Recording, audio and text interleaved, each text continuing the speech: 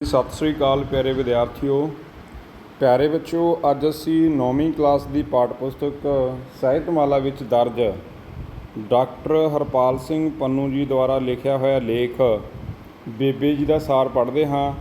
ਸੋ ਬੇਟਾ, ਜਿਹੜਾ ਇਹ ਲੇਖ ਹੈ ਇਹਦੇ ਵਿੱਚ ਪੁਰਾਤਨ ਘਰੇਲੂ ਘਰ ਕਿਹੋ ਜਿਹੇ ਹੁੰਦੇ ਸੀ, ਪੁਰਾਤਨ ਜੀਵਨ ਰਹਿਣ ਸਹਿਣ ਕਿਹੋ ਜਿਹਾ ਹੁੰਦਾ ਸੀ, ਅਤੇ ਕਿਵੇਂ ਜੋ ਭਰਾ ਹੁੰਦੇ ਸੀ ਇੱਕ ਦੂਸਰੇ ਦੇ ਦੁੱਖ ਸੁੱਖ ਦੇ ਸੰਗੀ ਸਾਥੀ ਹੁੰਦੇ ਸੀ, ਕਿਵੇਂ ਜਿਹੜੀਆਂ ਜੁਆਇੰਟ ਫੈਮਲੀਆਂ ਸਾਂਝੇ ਪਰਿਵਾਰ ਰਹਿੰਦੇ ਸੀ, ਕਿਵੇਂ ਪਰਿਵਾਰ ਬਿਖਰ ਵੀ ਚੁੱਕਦੇ ਨੇ, ਮਤਲਬ ਅਲੱਗ-ਅਲੱਗ ਵੀ ਹੋ ਜਾਂਦੇ ਨੇ, ਪਰ ਜਿਹੜੇ ਉਹਨਾਂ ਦੇ ਬਜ਼ੁਰਗ ਨੇ, ਜਿਵੇਂ ਇਸ ਕਹਾਣੀ ਦੇ ਵਿੱਚ ਬੇਬੇ ਪਾਤਰ ਹੈ, ਉਹਦੇ ਕਰਕੇ ਕਿਵੇਂ ਇਕੱਠੇ ਰਹਿੰਦੇ ਨੇ।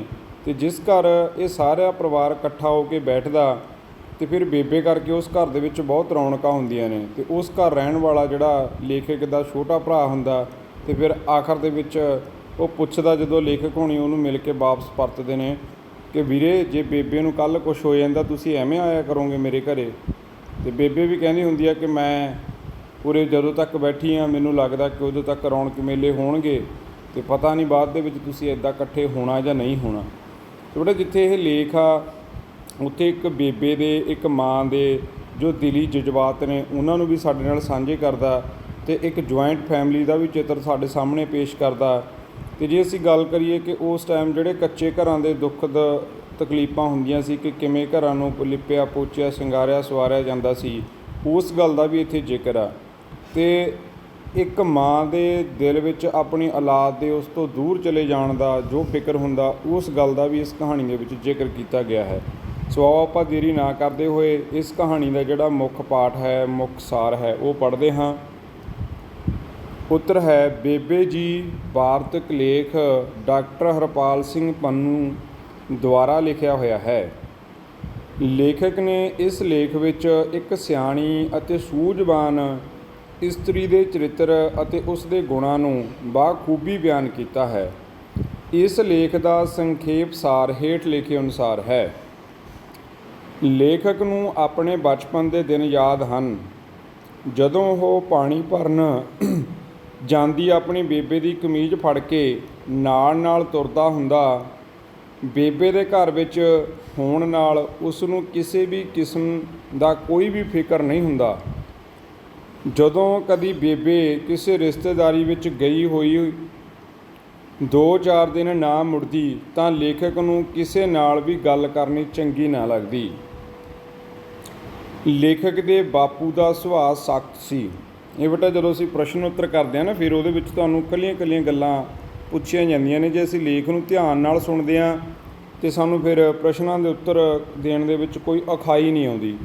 ਹੁਣ ਜਦੋਂ ਲੇਖਕ ਦੀ ਬੇਬੇ ਚਲੀ ਜਾਂਦੀ ਸੀ, ਉਹਦਾ ਦਿਲ ਨਹੀਂ ਸੀ ਲੱਗਦਾ, ਉਹਨੂੰ ਇਹ ਲੱਗਦਾ ਸੀ ਸਾਡੇ ਘਰ ਦੀਆਂ ਰੌਣਕਾਂ ਚਲੀਆਂ ਗਈਆਂ। ਅਤੇ ਜੇ ਬੇਬੇ ਆ ਜਾਂਦੀ ਸੀ ਤਾਂ ਲੱਗਦਾ ਸੀ ਘਰ 'ਚ ਰੌਣਕਾਂ ਪਰਤ ਆਈਆਂ। ਅਤੇ ਜਿਹੜੇ ਲੇਖਕ ਦੇ ਪਿਤਾ ਜੀ ਨੇ ਬੇਟਾ, ਉਹਨਾਂ ਦਾ ਸੁਭਾਅ ਬੜਾ ਸਖਤ ਹੁੰਦਾ ਸੀ। ਕੀ ਦੱਸਦੇ ਨੇ ਲੇਖਕ? ਪਰ ਜਦੋਂ ਬੇਬੇ ਘਰ ਨਾ ਹੁੰਦੀ ਤਾਂ ਉਹ ਝਿੜਕਦਾ ਨਾ, ਸਗੋਂ ਵਧੇਰੇ ਖਿਆਲ ਰੱਖਦਾ। ਕਹਿੰਦਾ ਜਦੋਂ ਬੇਬੇ ਗਈ ਹੁੰਦੀ ਸੀ, ਬਾਪੂ ਉਦੋਂ ਨਹੀਂ ਸੀ ਸਾਨੂੰ ਕੁੱਟਦਾ ਜਾਂ ਘੂਰਦਾ, ਉਦੋਂ ਸਾਡਾ ਖਿਆਲ ਰੱਖਦਾ ਸੀ। ਜਦੋਂ ਕਦੀ ਬੇਬੇ ਨੂੰ ਬੱਚਿਆਂ ਲਈ ਕਾਪੀਆਂ, ਕਿਤਾਬਾਂ, ਨਵੇਂ ਕੱਪੜਿਆਂ ਆਦਿ ਦੀ ਲੋੜ ਹੁੰਦੀ ਤਾਂ ਉਹ ਲੇਖਕ ਦੇ ਨਾਨਕਿਆਂ ਦੇ ਚਲੀ ਜਾਂਦੀ, ਕਿਉਂਕਿ ਉਸ ਦੇ ਮਾਮੇ ਚੰਗੇ ਰੱਜੇ ਪੁੱਜੇ ਸਨ ਅਤੇ ਉਹ ਹਰ ਮੰਗ ਪੂਰੀ ਕਰਦੇ। ਦੁੱਧ ਤੋਂ ਹਟੀ ਮੱਝ ਜਾਂ ਗਾਂ ਲੈ ਜਾਂਦੇ ਅਤੇ ਤਾਜ਼ੀ ਸੂਈ ਹੋਈ ਮੱਝ ਜਾਂ ਗਾਂ ਛੱਡ ਜਾਂਦੇ।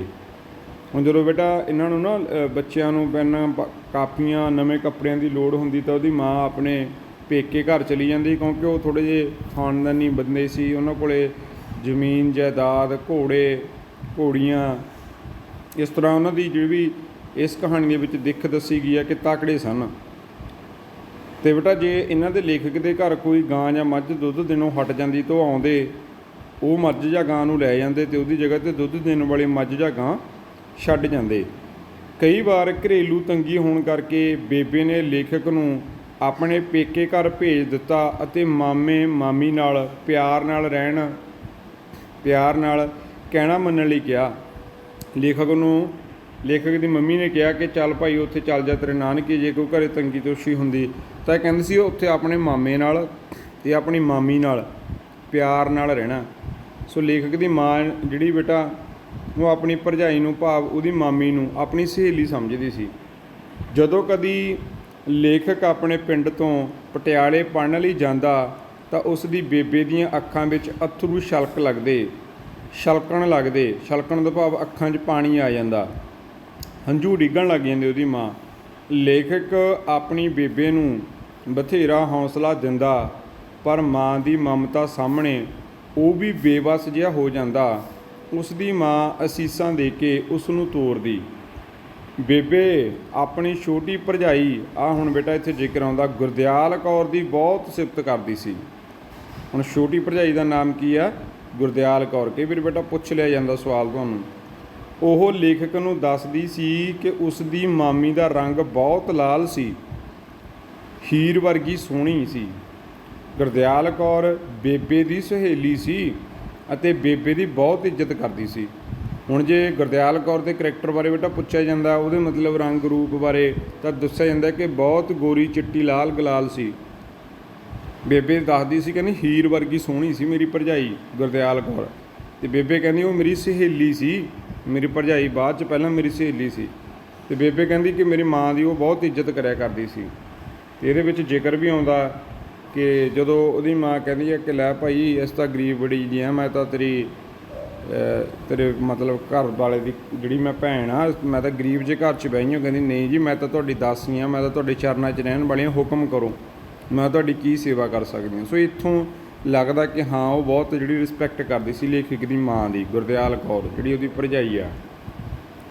ਲੇਖਕ ਆਪਣੇ ਘਰ ਵਾਲਿਆਂ ਦੀ ਮਦਦ ਕਰਾਉਂਦਾ ਹੁੰਦਾ ਸੀ। ਜੇ ਹੁਣ ਅਸੀਂ ਇਹਦੇ ਵਿੱਚ ਗੱਲ ਕਰੀਏ ਕਿ ਲੇਖਕ ਆਪਣੇ ਘਰ ਵਾਲਿਆਂ ਦੀ ਮਦਦ ਕਰਾਉਂਦਾ ਹੁੰਦਾ ਸੀ ਕਦੋਂ? ਦੁਸਹਿਰੇ ਤੋਂ ਪਹਿਲਾਂ ਘਰਾਂ ਦੀ ਲਿਪਾ ਪੋਚੀ ਦੇ ਕੰਮ ਵਿੱਚ ਹਰ ਕੰਮ ਅੱਗੇ ਹੋ ਕੇ ਕਰਦਾ। ਹੁਣ ਅਸੀਂ ਗੱਲ ਕਰੀਏ ਵੀ ਪੁਰਾਣੇ ਘਰਾਂ ਦਾ ਵੀ ਇਸ ਕਹਾਣੀ 'ਚ ਜ਼ਿਕਰ ਹੋਊਗਾ ਬੇਟਾ। ਇੱਥੇ ਉਸ ਗੱਲ ਦਾ ਜ਼ਿਕਰ ਆ ਕਿ ਜਦੋਂ ਦੁਸਹਿਰੇ ਤੋਂ ਪਹਿਲਾਂ ਨਾ ਘਰਾਂ ਨੂੰ ਲਿਪਿਆ ਪੋਚਿਆ ਸਵਾਰਿਆ ਜਾਂਦਾ ਸੀ।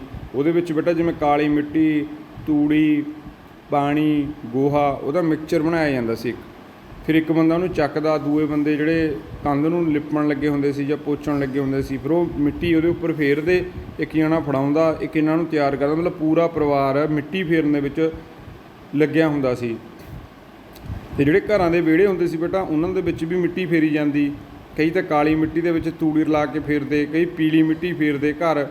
ਘਰ ਦਾ ਜਿਹੜਾ ਉੱਪਰਲਾ ਮਤਲਬ ਅਸੀਂ ਬਾਹਰੀ ਦ੍ਰਿਸ਼ ਹੁੰਦਾ ਸੀ ਉਹ ਕਾਲੀ ਮਿੱਟੀ ਨਾਲ ਬਣਾਇਆ ਹੁੰਦਾ, ਮਤਲਬ ਮਿੱਟੀ ਫੇਰੀ ਹੁੰਦੀ, ਅਤੇ ਵਿਹੜੇ ਦੇ ਵਿੱਚ ਪੀਲੀ ਮਿੱਟੀ ਫੇਰੀ ਹੁੰਦੀ। ਅਤੇ ਕੰਧਾਂ 'ਤੇ ਚੁੱਲ੍ਹੇ ਚੌਂਕੇ 'ਤੇ ਬੇਟਾ ਪਾਂਡੂ ਫੇਰਿਆ ਹੁੰਦਾ, ਉਹ ਵੀ ਇੱਕ ਮਿੱਟੀ ਦੀ ਉਹ ਕਿਸਮ ਹੁੰਦਾ ਪਾਂਡੂ, ਚਿੱਟਾ ਪਰੋਲੇ ਨਾਲ ਫੇਰਿਆ ਜਾਂਦਾ ਉਹਨੂੰ। ਇੱਕ ਕੁੱਜੇ ਜਾਂ ਤਪਲੇ ਝੱਕਰੇ 'ਚ ਪਾਂਡੂ ਨੂੰ ਭਿਉਂ ਲਿਆ ਜਾਂਦਾ। ਫਿਰ ਇੱਕ ਮਿੱਟੀ ਦੀ ਕਿਸਮ ਆ ਜਿਵੇਂ ਬੇਟਾ ਪਾਂਡੂ, ਉਹਦੇ ਵਿੱਚ ਨਾ ਫਿਰ ਇੱਕ ਕੱਪੜੇ ਨੂੰ ਡੁਬੋ ਲਿਆ ਜਾਂਦਾ ਜਿਹਨੂੰ ਪਰੋਲਾ ਕਿਹਾ ਜਾਂਦਾ। ਫਿਰ ਉਹਨੂੰ ਐਂ ਕਰਕੇ ਜਿੱਥੇ ਕੰਧ 'ਤੇ ਡਿਜ਼ਾਈਨ ਪਾਉਣਾ, ਜਿੱਥੇ ਵੀ ਬੇਟਾ ਉਹ ਫਿਰ ਗਿਆ ਸਮਝ ਲਓ ਚਿੱਟਾ ਰੰਗ ਆ ਉਹ, ਅਤੇ ਉਹ ਕੰਧ 'ਤੇ ਬੜੇ ਸੋਹਣੇ ਚਿੜੀਆਂ, ਘੁੱਗੀਆਂ, ਮੋਰ, ਜਾਂ ਜਿੱਥੇ ਸਾਡਾ ਚੁੱਲ੍ਹਾ ਚੌਂਕਾ ਹੁੰਦਾ ਸੀ ਉੱਥੇ ਚੌਂਤਰੇ 'ਤੇ ਫੇਰਨਾ ਉਹਨੂੰ। ਪੁਰਾਣੇ ਘਰਾਂ ਦੀ ਦਿੱਖ ਇਸ ਤਰ੍ਹਾਂ ਸਵਾਰੀ ਜਾਂਦੀ ਸੀ। ਜਿਹੜਾ ਲੇਖਕ ਆ ਬੇਟਾ ਉਹ ਵੀ ਆਪਣੇ ਘਰਦਿਆਂ ਨਾਲ ਇਹਨਾਂ ਦਿਨਾਂ ਵਿੱਚ ਬੜਾ ਕੰਮ ਕਰਵਾਉਂਦਾ। ਕੱਚੇ ਘਰ ਹੋਣ ਕਰਕੇ ਗੋਹਾ, ਤੂੜੀ, ਗਾਰੇ ਦੇ ਲੇਪ ਵਿੱਚ ਸਾਰੇ ਜੁਟ ਜਾਂਦੇ। ਆ ਜਿਹੜੀ ਹੁਣ ਅਸੀਂ ਗੱਲ ਕਰੀ ਆ ਗੋਹਾ, ਤੂੜੀ, ਗਾਰੇ ਦਾ ਲੇਪ, ਇਹਦੇ ਵਿੱਚ ਸਾਰੇ ਜੁਟ ਜਾਂਦੇ। ਬੇਬੇ ਦੀ ਠੋਸ ਅਤੇ ਟਕਸਾਲੀ ਭਾਸ਼ਾ ਤੋਂ ਲੇਖਕ ਬਹੁਤ ਪ੍ਰਭਾਵਿਤ ਹੁੰਦਾ ਸੀ। ਲੇਖਕ ਨੂੰ ਆਪਣੀ ਬੇਬੇ ਨਾਲ ਬੱਸ ਵਿੱਚ ਘਰ ਬੈਠ ਕੇ ਵਾਪਰਨ ਵਾਲੀ ਘਟਨਾ ਵੀ ਯਾਦ ਆਉਂਦੀ ਹੈ। ਸੋ ਬੇਬੇ ਜਦੋਂ ਨਾ ਇੱਕ ਦਿਨ ਬੱਸ ਦੇ ਵਿੱਚ ਸਫ਼ਰ ਕਰਦੀ ਆ ਅਤੇ ਉੱਥੇ ਕੋਈ ਭਾਈ ਨਮਕੀਨ ਖਾ ਰਿਹਾ ਸੀ, ਲੇਖਕ ਬੈਠਾ ਪਿੱਛੇ। ਉਹ ਬੇਬੇ ਕਹਿੰਦੀ ਹੈ ਵੀ ਇੱਧਰੋਂ ਟਾਕੀ ਖੁੱਲ੍ਹੀ ਸੀ, ਜਦੋਂ ਗੱਫਾ ਮਾਰਦਾ ਨਮਕੀਨ ਉੱਡ ਉੱਡ ਕੇ ਨਾ ਉਹਦੇ ਅੱਖਾਂ 'ਚ ਪੈਂਦਾ ਬੇਬੇ ਦੇ, ਅਤੇ ਬੇਬੇ ਉੱਥੋਂ ਉੱਠ ਕੇ ਫਿਰ ਲੇਖਕ ਕੋਲੇ ਪਿੱਛੇ ਸੀਟ 'ਤੇ ਆ ਜਾਂਦੀ ਹੈ। ਅਤੇ ਬੇਬੇ ਉੱਥੇ ਬੜੀ ਵਧੀਆ ਵਿਅੰਗ ਕਰਦੀ ਹੁੰਦੀ ਹੈ ਹਰ ਇੱਕ ਗੱਲ 'ਤੇ। ਸੋ ਇਸ ਕਹਾਣੀ ਨੂੰ ਜਦੋਂ ਅਸੀਂ ਬੇਟਾ ਪਾਠ ਪੁਸਤਕ ਤੋਂ ਪੜ੍ਹਦੇ ਹਾਂ ਫਿਰ ਹੋਰ ਵਿਸਤਾਰ ਨਾਲ ਸਾਨੂੰ ਸਮਝ ਆਉਂਦੀ ਆ। ਅੱਗੇ ਬੇਬੇ ਬਹੁਤ ਹੀ ਹੌਸਲੇ ਵਾਲੀ ਔਰਤ ਸੀ। ਜਦੋਂ ਲੇਖਕ ਹੋਰਾਂ ਨੇ ਕੋਈ ਜੋਖਮ ਭਰਿਆ ਕੰਮ ਸ਼ੁਰੂ ਕਰਨ ਲੱਗਿਆ ਘਬਰਾਉਣਾ ਤਾਂ ਬੇਬੇ ਨੇ ਕਈ ਉਦਾਹਰਨਾਂ ਦੇ ਕੇ ਸਮਝਾਉਣਾ। ਉਸਨੇ ਕਹਿਣਾ ਕਿ ਖੂਹ ਪੁੱਟੋ ਅਤੇ ਪਾਣੀ ਪੀਓ। ਕਹਿੰਦੇ ਇੰਨੀ ਮਤਲਬ ਬੰਦੇ 'ਚ ਹਿੰਮਤ ਹੋਣੀ ਚਾਹੀਦੀ ਆ ਵੀ ਜੇਕਰ ਬੰਦਾ ਪਿਆਸਾ ਹੈ, ਉਹਨੂੰ ਕਿਤੇ ਪਾਣੀ ਨਹੀਂ ਮਿਲ ਰਿਹਾ, ਅਤੇ ਕਹਿੰਦੇ ਅੱਕ ਕੇ ਹਾਰ ਕੇ ਥੋੜ੍ਹੀ ਬੈਠਣਾ। ਖੂਹ ਪੱਟ ਲਓ, ਪਾਣੀ ਪੀ ਲਓ, ਕੋਸ਼ਿਸ਼ ਕਰੋ, ਪਿਆਸੇ ਨਹੀਂ ਮਰ ਸਕਦੇ, ਖੂਹ ਪੱਟ ਲਓ, ਪਾਣੀ ਪੀ ਲਓ। ਫਿਰ ਉਹ ਕਹਿੰਦੇ ਵੀ ਜਿਵੇਂ ਅਸੀਂ ਗੱਲ ਕਰਦੇ ਸੀ ਵੀ ਜੇ ਕੋਈ ਮੱਝ ਜਾਂ ਗਾਂ ਛੜ ਮਾਰਦੀ ਆ, ਲੱਤ ਮਾਰਦੀ ਆ, ਕੀ ਅਸੀਂ ਉਹਦਾ ਦੁੱਧ ਪੀਣਾ ਬੰਦ ਕਰ ਦਿੰਦੇ ਹਾਂ? ਕਹਿੰਦੀ ਨਹੀਂ, ਫਿਰ ਉਹਦਾ ਵੀ ਇਲਾਜ ਕਰਦੇ ਹਾਂ। ਕਹਿੰਦੀ ਕੋਈ ਵੀ ਸਮੱਸਿਆ ਆਉਂਦੀ ਆ ਬੇਟਾ, ਉਹ ਤੋਂ ਘਬਰਾਉਣਾ ਨਹੀਂ ਚਾਹੀਦਾ, ਉਹਦਾ ਸਾਹਮਣਾ ਕਰੋ।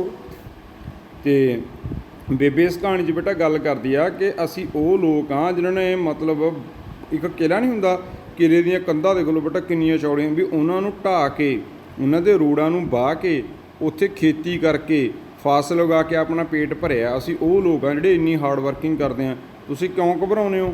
ਸੋ ਬੇਬੇ ਹਮੇਸ਼ਾ ਬੇਟਾ ਉਹਨਾਂ ਨੂੰ ਨਾ, ਲੇਖਕ ਨੂੰ ਟਕਸਾਲ ਲੱਗਦੀ ਹੈ, ਭਾਸ਼ਾ ਦੀ ਟਕਸਾਲ, ਕਿਉਂਕਿ ਬੇਬੇ ਕੋਲੇ ਉਦਾਹਰਨ ਦੇਣ ਲਈ ਬਹੁਤ ਸਾਰੀਆਂ ਗੱਲਾਂ ਹੁੰਦੀਆਂ ਨੇ, ਅਤੇ ਜਿਹੜੇ ਬੇਬੇ ਦੇ ਗੱਲਬਾਤ ਦੇ ਫਿਕਰੇ ਮੁਹਾਵਰੇ ਨੇ ਬੜੇ ਠੇਠ ਪੰਜਾਬੀ 'ਚ ਹੁੰਦੇ ਨੇ, ਅਤੇ ਬੰਦੇ ਨੂੰ ਜੱਚ ਜਾਂਦੀ ਹੈ ਗੱਲ ਬੇਬੇ ਦੀ।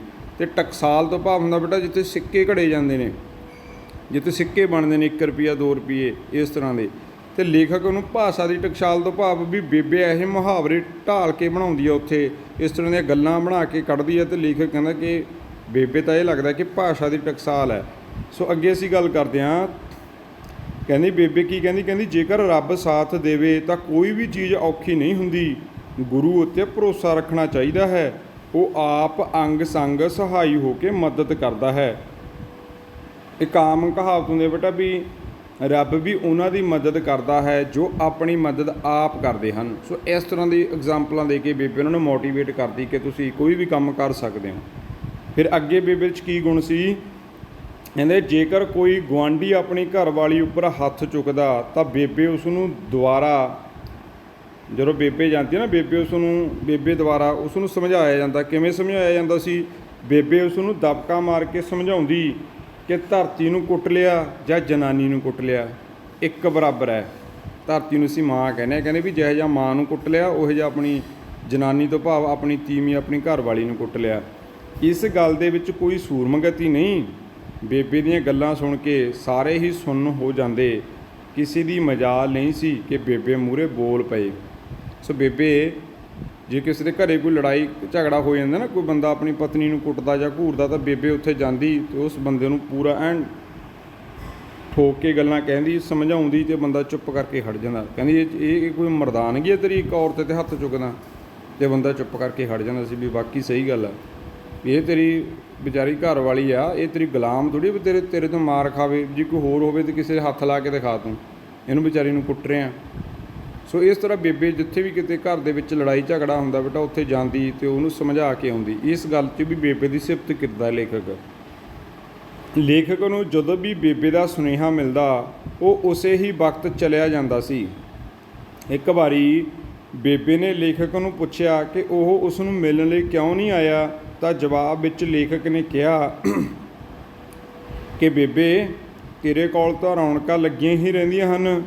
ਬੇਬੇ ਨੇ ਕਿਹਾ ਕਿ ਉਹ ਕਿਸੇ ਵੱਡੇ ਕਿਲ੍ਹੇ ਨੂੰ ਲੱਗੇ ਹੋਏ ਜਿੰਦਰੇ ਦੇ ਸਮਾਨ ਹੈ ਅਤੇ ਬੱਚੇ ਉਸ ਕਿਲ੍ਹੇ ਦੀਆਂ ਚਾਬੀਆਂ ਵਾਂਗ ਹਨ।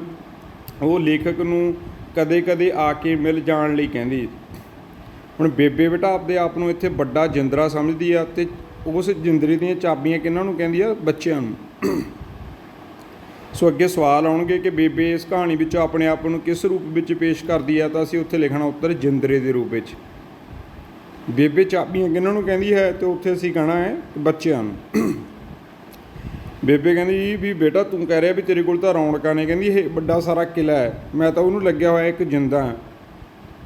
ਉਹ ਬੇਟਾ ਜਿੰਦਾ ਜੇ ਖੁੱਲੂਗਾ ਫੇਰ ਹੀ ਉਹਦੇ ਵਿੱਚ ਕਿਲ੍ਹੇ 'ਚ ਰੌਣਕਾਂ ਆਉਣਗੀਆਂ ਨਾ। ਉਹ ਕਹਿੰਦੀ ਜੇ ਤੁਸੀਂ ਆਓਗੇ, ਮਤਲਬ ਤੁਸੀਂ ਮੇਰੀਆਂ ਚਾਬੀ ਹੋ, ਜੇ ਮੈਨੂੰ ਮਿਲੋਗੇ, ਇਸ ਜਿੰਦੇ ਨੂੰ ਖੋਲੋਗੇ, ਫੇਰ ਇੱਥੇ ਰੌਣਕਾਂ ਆਉਣਗੀਆਂ। ਸੋ ਇੱਥੇ ਜਿਹੜੀ ਬੇਬੇ ਆ ਆਪਦੇ ਘਰ ਦੀਆਂ ਰੌਣਕਾਂ ਨੂੰ ਬੱਚਿਆਂ ਨਾਲ ਬੇਟਾ ਜੋੜ ਕੇ ਦੱਸਦੀ ਆ ਵੀ ਜੇ ਤੁਸੀਂ ਹੋ ਤਾਂ ਮੇਰੇ ਕੋਲ ਰੌਣਕਾਂ ਨੇ, ਊਂ ਮੈਂ ਕੋਈ ਰੌਣਕ ਮੇਲੇ 'ਚ ਨਹੀਂ ਰਹਿੰਦੀ, ਤੁਹਾਡੇ ਕਰਕੇ ਰੌਣਕਾਂ ਨੇ। ਸੋ ਇਹ ਛੋਟੀਆਂ ਛੋਟੀਆਂ ਗੱਲਾਂ ਨੇ ਜਿਹੜੀਆਂ ਬੇਬੇ ਲੇਖਕ ਨਾਲ ਕਰਦੀ ਹੈ। ਅੱਗੇ ਉਹ ਲੇਖਕ ਨਾਲ ਪਿੰਡ ਦੇ ਲੋਕਾਂ ਦੀਆਂ ਭੈੜੀਆਂ ਆਦਤਾਂ ਬਾਰੇ ਵੀ ਜ਼ਿਕਰ ਕਰਦੀ, ਜੋ ਮੋਰ, ਮੁਰਗਾਵੀਆਂ, ਕੂੰਜਾਂ ਆਦਿ ਨੂੰ ਮਾਰ ਕੇ ਖਾਣ ਲੱਗ ਪਏ ਸਨ।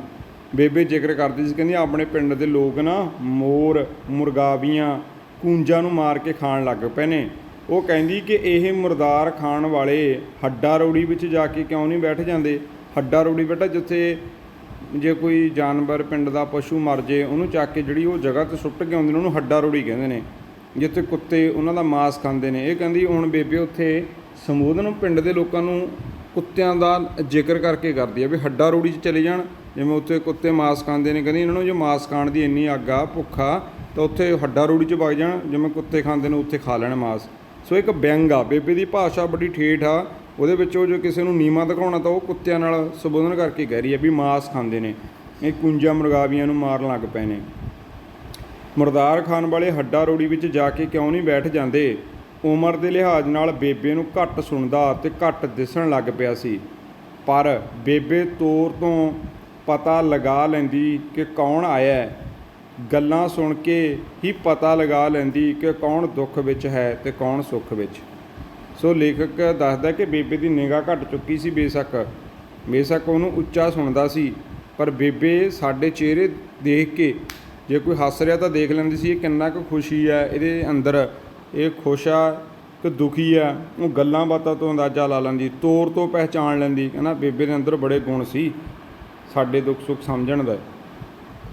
ਲੇਖਕ ਅਨੁਸਾਰ ਬੇਬੇ ਦੀ ਉਮਰ 90 ਸਾਲ ਦੀ ਹੋ ਚੁੱਕੀ ਹੈ ਅਤੇ ਜਦੋਂ ਉਹ ਪਿੰਡ ਵਿੱਚ ਵਿਆਹੀ ਆਈ ਸੀ ਤਾਂ ਉਸ ਦੀ ਉਮਰ 16 ਸਾਲ ਦੀ ਸੀ। ਹੁਣ ਬੇਬੇ 90 ਸਾਲ ਦੀ ਆ ਅਤੇ ਜਦੋਂ ਬੇਬੇ ਦਾ ਵਿਆਹ ਹੋਇਆ ਅਤੇ ਉਹ ਇਸ ਪਿੰਡ ਵਿੱਚ ਆਈ ਤਾਂ ਉਹ 16 ਸਾਲਾਂ ਦੀ ਸੀ। ਬੇਬੇ ਸਾਰਿਆਂ ਨੂੰ ਬੁਲਾ ਕੇ ਆਪਣਾ ਆਸ਼ੀਰਵਾਦ ਦਿੰਦੀ ਹੋਈ ਕਹਿੰਦੀ ਕਿ ਉਹ ਸਾਰੇ ਇੱਕ ਦਿਨ ਉਸ ਨੂੰ ਯਾਦ ਕਰਨਗੇ ਕਿ ਇੱਥੇ ਉਹਨਾਂ ਦੀ ਮਾਂ ਰਿਹਾ ਕਰਦੀ ਸੀ। ਉਹ ਘਰ ਵੱਲ ਦੇਖ ਕੇ ਲੰਘ ਜਾਇਆ ਕਰਨਗੇ ਪਰ ਘਰ ਨਹੀਂ ਆਉਣਗੇ। ਕਹਿੰਦੀ ਫਿਰ ਪੁੱਤ ਇਹੋ ਜਿਹਾ ਸਮਾਂ ਆਊਗਾ ਤੁਸੀਂ ਕਹੋਗੇ ਕਿ ਸਾਡੀ ਬੇਬੇ ਰਹਿੰਦੀ ਹੁੰਦੀ ਸੀ ਉਰੇ ਇੱਕ ਕਾਂਬਲੀ ਜੀ, ਇੱਦਾਂ ਉਹ ਪਾਠ 'ਚ ਕਹਿੰਦੀ ਆ ਬੇਬੇ, ਕਹਿੰਦੀ ਫਿਰ ਜਦੋਂ ਮੈਂ ਮਰ ਗਈ ਤੁਸੀਂ ਇੱਥੋਂ ਦੀ ਲੰਘ ਜਾਇਆ ਕਰੋਗੇ, ਕਿਸੇ ਨੇ ਨਹੀਂ ਇੱਥੇ ਆਉਣਾ। ਸੋ ਇੱਥੇ ਬੇਬੇ ਭਾਵੁਕ ਵੀ ਹੁੰਦੀ ਆ ਵੀ ਹੁਣ ਮੇਰੇ ਬੱਚੇ ਨੇ, ਮੇਰੇ ਕਰਕੇ ਇਸ ਪਰਿਵਾਰ ਦਾ ਇੱਕ ਜਿਹੜਾ ਗੱਠ ਜੋੜ ਹੈ ਇਹ ਇਕੱਠੇ ਰਹਿੰਦੇ ਨੇ, ਪਰ ਜੇ ਮੈਂ ਮਰ ਗਈ ਸ਼ਾਇਦ ਇਹ ਨਹੀਂ ਆਇਆ ਕਰਨਗੇ ਇੱਥੇ। ਸੋ ਜਿਹੜੀ ਮਾਂ ਬੇਟਾ ਉਹ ਬਹੁਤ ਵੱਡਾ ਜਿਗਰਾ ਰੱਖਦੀ ਹੈ, ਦਿਲ ਰੱਖਦੀ ਹੈ। ਇਸ ਦੇ ਵਿੱਚ ਬਹੁਤ ਥਾਵੇਂ ਮਾਂ ਦੀ ਮਮਤਾ ਦਾ ਜ਼ਿਕਰ ਆਇਆ। ਲੇਖਕ ਦਾ ਛੋਟਾ ਭਰਾ ਬਿਰਧ ਮਾਂ ਬਾਪ ਦੀ ਸੇਵਾ ਕਰਦਾ ਹੈ। ਹੁਣ ਜਿਹੜੀ ਮਾਂ ਲੇਖਕ ਦੇ ਛੋਟੇ ਭਰਾ ਦੇ ਕੋਲ ਰਹਿੰਦੀ ਆ, ਹਰ ਖੁਸ਼ੀ ਗਮੀ ਅਤੇ ਲੇਖਕ ਸਮੇਤ ਸਾਰੇ ਜਾਣੇ ਉਸ ਦੀ ਕੋਠੀ ਪਹੁੰਚ ਕੇ ਰੌਣਕਾਂ ਵਧਾਉਂਦੇ ਸਨ। ਹੁਣ ਜਦੋਂ ਵੀ ਕੋਈ ਖੁਸ਼ੀ ਗਮੀ ਹੁੰਦੀ, ਕੋਈ ਤਿੱਥ ਤਿਉਹਾਰ ਹੁੰਦਾ, ਸਾਰੇ ਲੇਖਕ ਅਤੇ ਉਸਦੇ ਹੋਰ ਰਿਸ਼ਤੇਦਾਰ, ਉਹਨਾਂ ਦੇ ਜਿਹੜਾ ਛੋਟਾ ਭਰਾ ਸੀ ਬੇਟਾ, ਉਹਨਾਂ ਦੇ ਘਰ ਜਾਂਦੇ, ਉੱਥੇ ਰੌਣਕਾਂ ਵੱਧਦੀਆਂ। ਪਰ ਜਦੋਂ ਸਾਰੇ ਆਪੋ ਆਪਣੇ ਘਰ ਵਾਪਸ ਪਰਤਣ ਲੱਗਦੇ ਹਨ ਤਾਂ ਲੇਖਕ ਦਾ ਛੋਟਾ ਭਰਾ ਉਹਨਾਂ ਨੂੰ ਹੌਸਲੇ ਜਿਹੇ ਪੁੱਛਦਾ ਹੈ ਕਿ ਜਦੋਂ ਬੇਬੇ ਨਾ ਰਹੇ ਕਿ ਉਹ ਉਦੋਂ ਵੀ ਹੁਣ ਵਾਂਗ ਆਇਆ ਕਰਨਗੇ। ਲੇਖਕ ਵੀ ਆਪਣੀ ਬੇਬੇ ਨੂੰ ਸੁਪਨਿਆਂ ਵਿੱਚ ਅਲੱਗ-ਅਲੱਗ ਘਰੇਲੂ ਕੰਮ ਕਰਦਿਆਂ ਹੀ ਤੱਕਦਾ। ਹੁਣ ਉਹਦਾ ਭਰਾ ਪੁੱਛਦਾ, ਕਹਿੰਦੇ ਵੀਰੇ ਜੇ ਬੇਬੇ ਨਾ ਰਹੀ ਕੀ ਫਿਰ ਤੁਸੀਂ ਆਇਆ ਕਰੋਗੇ? ਹੁਣ ਜਿਹੜਾ ਲੇਖਕ ਇੱਥੇ ਇਹ ਗੱਲ ਨੂੰ ਵਿਅੰਗ ਕਰਦਾ ਕਿ ਬੇਬੇ ਨਾਲ ਉਸ ਘਰ 'ਚ ਕਿੰਨੀਆਂ ਰੌਣਕਾਂ, ਕਿੰਨਾ ਏਕਾ ਸੀ, ਕਿ ਹੁਣ ਬੇਬੇ ਕਰਕੇ ਸੀ ਉਹ ਮਹਿਸੂਸ ਕਰਦੇ ਨੇ ਕਿ ਜਦੋਂ ਬੇਬੇ ਨਾ ਰਹੀ ਕਿ ਇਹ ਸਭ ਕੁਝ ਬਿਖਰ ਜਾਊਗਾ। ਮੇ ਵੀ ਇਸ ਤਰ੍ਹਾਂ ਹੋਇਆ ਹੋਊਗਾ ਬੇਟਾ। ਇਸ ਕਹਾਣੀ ਦੇ ਵਿੱਚ ਲੇਖਕ ਨੇ ਇੱਥੇ ਕਹਾਣੀ ਨੂੰ ਸਮਾਪਤ ਕੀਤਾ। ਲੇਖਕ ਹੁਣ ਕਹਿ ਰਿਹਾ ਕਿ ਮੈਂ ਬੇਬੇ ਨੂੰ ਸੁਪਨਿਆਂ ਵਿੱਚ ਕਦੇ ਪਾਣੀ ਭਰਦੀ, ਕਦੇ ਲਿਪਾ ਪੋਚੀ ਕਰਦੀ, ਕਦੇ ਨਰਮਾ ਚੁਗਦੀ, ਕਦੇ ਸਾਗ ਰਿੰਨ੍ਹਦੀ ਅਤੇ ਘਰੇਲੂ ਕੰਮਕਾਰ ਕਰਦੀ ਬੇਬੇ, ਕਹਿੰਦਾ ਮੇਰੇ ਅੱਜ ਵੀ ਖਿਆਲਾਂ ਵਿੱਚ ਆਉਂਦੀ ਰਹਿੰਦੀ ਹੈ। ਸੋ ਹੁਣ ਜਿਹੜਾ ਲੇਖਕ ਆ ਇਹ ਸਾਰ ਨੂੰ, ਇਸ ਕਹਾਣੀ ਨੂੰ ਲਿਖ ਰਿਹਾ ਬੇਟਾ, ਉੱਥੇ ਉਹ ਆਪਣੇ ਘਰ ਨੂੰ ਮਿਸ ਕਰ ਰਿਹਾ, ਆਪਣੀ ਬੇਬੇ ਨੂੰ ਮਿਸ ਕਰ ਰਿਹਾ, ਆਪਣੇ ਬਚਪਨ ਨੂੰ ਮਿਸ ਕਰ ਰਿਹਾ, ਬੇਬੇ ਦੀਆਂ ਭੁੱਲ ਯਾਦਾਂ ਨੂੰ ਮਿਸ ਕਰ ਰਿਹਾ, ਬੇਬੇ ਦੀਆਂ ਸਮਝਦਾਰੀਆਂ ਨੂੰ ਮਿਸ ਕਰ ਰਿਹਾ, ਉਸ ਸਮੇਂ ਦੇ ਸਮਾਜ ਨੂੰ ਮਿਸ ਕਰ ਰਿਹਾ। ਸੋ ਬੇਟਾ ਇੱਕ ਰਲੀ ਗੜੀ ਕਹਾਣੀ ਆ ਜਿਹਦੇ ਵਿੱਚ ਬੇਬੇ ਦਾ ਇੱਕ ਮੋਰਲ ਕਰੈਕਟਰ ਪੇਸ਼ ਕੀਤਾ ਅਤੇ ਬੇਬੇ ਕਰਕੇ ਕਿੱਦਾਂ ਘਰਾਂ ਦੇ ਵਿੱਚ ਭੈਣ ਭਰਾ ਜੁੜ ਕੇ ਬੈਠਦੇ ਸੀ, ਬੇਬੇ ਕਿੱਦਾਂ ਆਪਣੀ ਸਿਆਣਪ ਨਾਲ ਸਮਾਜ ਦੇ ਵਿੱਚ ਵਿਚਰਦੀ ਸੀ, ਬੇਬੇ ਕਰਕੇ ਘਰ ਦੇ ਕਿਹੜੇ ਕੰਮ ਜਿਹੜੇ ਹੁੰਦੇ ਸੀ, ਕਿਵੇਂ ਘਰ ਨੂੰ ਸਿੰਗਾਰਿਆ ਸਵਾਰਿਆ ਲਿਪਿਆ ਪੋਚਿਆ ਜਾਂਦਾ ਸੀ, ਬੇਬੇ ਦੀ ਮਮਤਾ ਦੀ ਇਹਦੇ ਵਿੱਚ ਗੱਲ ਕੀਤੀ ਹੈ। ਅਤੇ ਜਦੋਂ ਨਾ ਲੇਖਕ ਜਾਂਦਾ ਹੁੰਦਾ ਇੱਥੇ ਪੜ੍ਹਨ, ਬੇਬੇ ਰੋਣ ਲੱਗ ਜਾਂਦੀ ਹੈ, ਕਹਿੰਦਾ ਮੈਂ ਕਿਹੜਾ ਜੰਗ ਨੂੰ ਚੱਲਿਆ। ਅਤੇ ਕਹਿੰਦੀ ਫਿਰ ਜਿਹੜੀ ਮਾਂ ਹੁੰਦੀ ਹੈ ਕਹਿੰਦੀ ਬੇਟਾ ਜਿਹੜੇ ਪਸ਼ੂ ਪੰਛੀ ਜਦੋਂ ਉਹਨਾਂ ਦੇ ਬੱਚੇ ਉਹਨਾਂ ਤੋਂ ਦੂਰ ਹੋ ਜਾਂਦੇ ਨੇ ਅਤੇ ਉਹ ਵੀ ਬਿਲਕਦੇ ਨੇ ਆਪਣੇ ਬੱਚਿਆਂ ਨੂੰ ਦੇਖਣ ਮਾਰੇ, ਕਹਿੰਦੀ ਉਹ ਕਿਹੜਾ ਜੰਗ ਨੂੰ ਜਾਂਦੇ ਨੇ।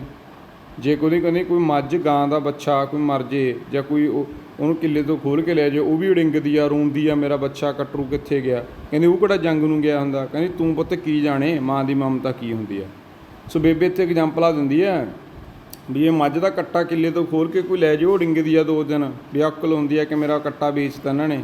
ਕਹਿੰਦੀ ਉਹ ਕਿਹੜਾ ਜੰਗ ਨੂੰ ਗਿਆ ਹੁੰਦਾ। ਜੇ ਕਿਸੇ ਪੰਛੀ ਦੇ ਆਲਣੇ 'ਚ ਕੋਈ ਇੱਕ ਬੋਟ ਕੋਈ ਸ਼ਿਕਾਰੀ ਜਾਨਵਰ ਚੋਰੀ ਕਰਕੇ ਲੈ ਜੇ, ਉਹ ਕਿਵੇਂ ਚੀਂ ਚੀਂ ਕਰਦੇ ਰੌਲਾ ਪਾਉਂਦੇ ਨੇ। ਉਹਨਾਂ ਦੇ ਬੱਚੇ ਕਹਿੰਦੀ ਕਿਹੜਾ ਜੰਗ ਨੂੰ ਗਏ ਹੁੰਦੇ ਨੇ, ਪਰ ਉਹਨਾਂ ਦੇ ਅੰਦਰ ਮਾਂ ਵਾਲੀ ਇੱਕ ਮਮਤਾ ਹੁੰਦੀ ਆ। ਕਹਿੰਦੀ ਪੁੱਤ ਜਦੋਂ ਤੁਸੀਂ ਅੱਖਾਂ ਦੇ ਸਾਹਮਣੇ ਨਹੀਂ ਹੁੰਦੇ ਤੁਹਾਨੂੰ ਮੈਂ ਕੀ ਦੱਸਾਂ, ਬੇਸ਼ੱਕ ਤੁਸੀਂ ਜੰਗ ਨੂੰ ਨਹੀਂ ਗਏ ਪਰ ਕਹਿੰਦੀ ਤੂੰ ਕੀ ਸਮਝੇ ਕਿ ਮਾਂ ਦੀ ਮਮਤਾ ਕੀ ਹੁੰਦੀ ਆ। ਸੋ ਮਾਂ ਦੀ ਮਮਤਾ ਨੂੰ ਵੀ ਉੱਥੇ ਬੇਬੇ ਕਹਾਣੀ ਦੇ ਵਿੱਚ ਬੇਟਾ ਐਗਜ਼ਾਮਪਲ ਸਹਿਤ ਬਿਆਨ ਕਰਦੀ ਆ। ਸੋ ਇਹ ਕਹਾਣੀ ਦੇ ਵਿੱਚ ਮਾਂ ਦਾ ਕੋਮਲ ਹਿਰਦਾ, ਮਾਂ ਦੀਆਂ ਭਾਵਨਾ ਅਤੇ ਹਰੇਕ ਬੰਦੇ ਨੂੰ ਜਿਵੇਂ ਤੁਸੀਂ ਗੈਸ ਕਰਦੇ ਹੋ ਇੱਕ ਮਾਂ ਪ੍ਰਤੀ ਸਤਿਕਾਰਯੋਗ ਸ਼ਬਦ ਨੇ ਜਿਹੜੇ ਇਸ ਕਹਾਣੀ ਦੇ ਵਿੱਚ ਇਸ ਲੇਖ ਦੇ ਵਿੱਚ ਅਸੀਂ ਸੁਣੇ ਅਤੇ ਸਮਝੇ। ਸੋ ਆਓ ਇਸ ਕਹਾਣੀ ਨਾਲ ਸੰਬੰਧਿਤ ਕੁਝ ਪ੍ਰਸ਼ਨ ਉੱਤਰ ਨੇ ਉਹ ਵੀ ਆਪਾਂ ਅੱਗੇ ਸਾਂਝੇ ਕਰਦੇ ਹਾਂ ਕਿ ਲੇਖਕ ਦੇ ਬਚਪਨ ਦਾ ਜੀਵਨ ਕਿਹੋ ਜਿਹਾ ਸੀ। ਉੱਤਰ ਹੈ ਲੇਖਕ ਦੇ ਬਚਪਨ ਦਾ ਜੀਵਨ ਬਹੁਤ ਹੀ ਮੌਜ ਮਸਤੀ ਵਾਲਾ ਸੀ। ਉਸ ਨੂੰ ਆਪਣੀ ਬੇਬੇ ਪਾਸੋਂ ਬਹੁਤ ਪਿਆਰ ਮਿਲਦਾ ਅਤੇ ਜਦੋਂ ਕਦੇ ਬੇਬੇ ਘਰ ਨਾ ਹੁੰਦੀ ਤਾਂ ਉਹ ਚੁੱਪਚਾਪ ਗੁੰਮ-ਸੁੰਮ ਜਿਹਾ ਰਹਿੰਦਾ ਅਤੇ ਉਸ ਦਾ ਕਿਸੇ ਨਾਲ ਗੱਲ ਕਰਨ ਨੂੰ ਦਿਲ ਵੀ ਨਾ ਕਰਦਾ। ਬੇਬੇ ਦੇ ਘਰ ਵਿੱਚ ਹੋਣ ਨਾਲ ਹਰ ਦਿਨ ਰਾਤ ਤਿਉਹਾਰ ਵਰਗੇ ਪ੍ਰਤੀਤ ਹੁੰਦੇ। ਉਹਨੂੰ ਲੱਗਦਾ ਸੀ ਜਦੋਂ ਬੇਬੇ ਘਰ ਹੁੰਦੀ ਸੀ ਹਰੇਕ ਦਿਨ ਅਤੇ ਰਾਤ ਤਿਉਹਾਰ ਵਰਗੇ ਲੰਘਦੇ ਸੀ, ਬੇਬੇ ਕਰਕੇ ਇੰਨੀ ਰੌਣਕ ਸੀ ਘਰ ਦੇ ਵਿੱਚ। ਪ੍ਰਸ਼ਨ ਨੰਬਰ 2, ਪੁੱਤਰ ਦੇ ਘਰੋਂ ਤੁਰਨ ਸਮੇਂ ਮਾਂ ਪੁੱਤਰ ਦੀ ਆਪਸੀ ਗੱਲਬਾਤ ਦਾ ਵਰਣਨ ਕਰੋ। ਜਿਵੇਂ ਅਸੀਂ ਹੁਣ ਪੜ੍ਹਿਆ ਉੱਪਰ ਤੁਹਾਨੂੰ ਸਮਝਾਉਣ ਦੀ ਕੋਸ਼ਿਸ਼ ਕੀਤੀ ਆ, ਉਹ ਇਸ ਪ੍ਰਸ਼ਨ ਦੇ ਵਿੱਚ ਬੇਟਾ ਜ਼ਿਕਰ ਆ ਉਸ ਗੱਲ ਦਾ। ਇੱਕ ਵਾਰੀ ਪਟਿਆਲੇ ਪੜ੍ਹਦਿਆਂ ਸਮੇਂ ਜਦੋਂ ਲੇਖਕ ਪਟਿਆਲੇ ਦੀ ਬੱਸ ਫੜਨ ਲਈ ਘਰੋਂ ਤੁਰਿਆ ਤਾਂ ਬੇਬੇ ਦੀਆਂ ਅੱਖਾਂ ਵਿੱਚ ਅੱਥਰੂ ਦੇਖ ਕੇ ਉਸਨੇ ਬੇਬੇ ਨੂੰ ਕਿਹਾ ਕਿ ਉਹ ਕੋਈ ਸਰਹੱਦ ਉੱਤੇ ਜੰਗ ਲੜਨ ਲਈ ਥੋੜ੍ਹਾ ਚੱਲਿਆ ਹੈ।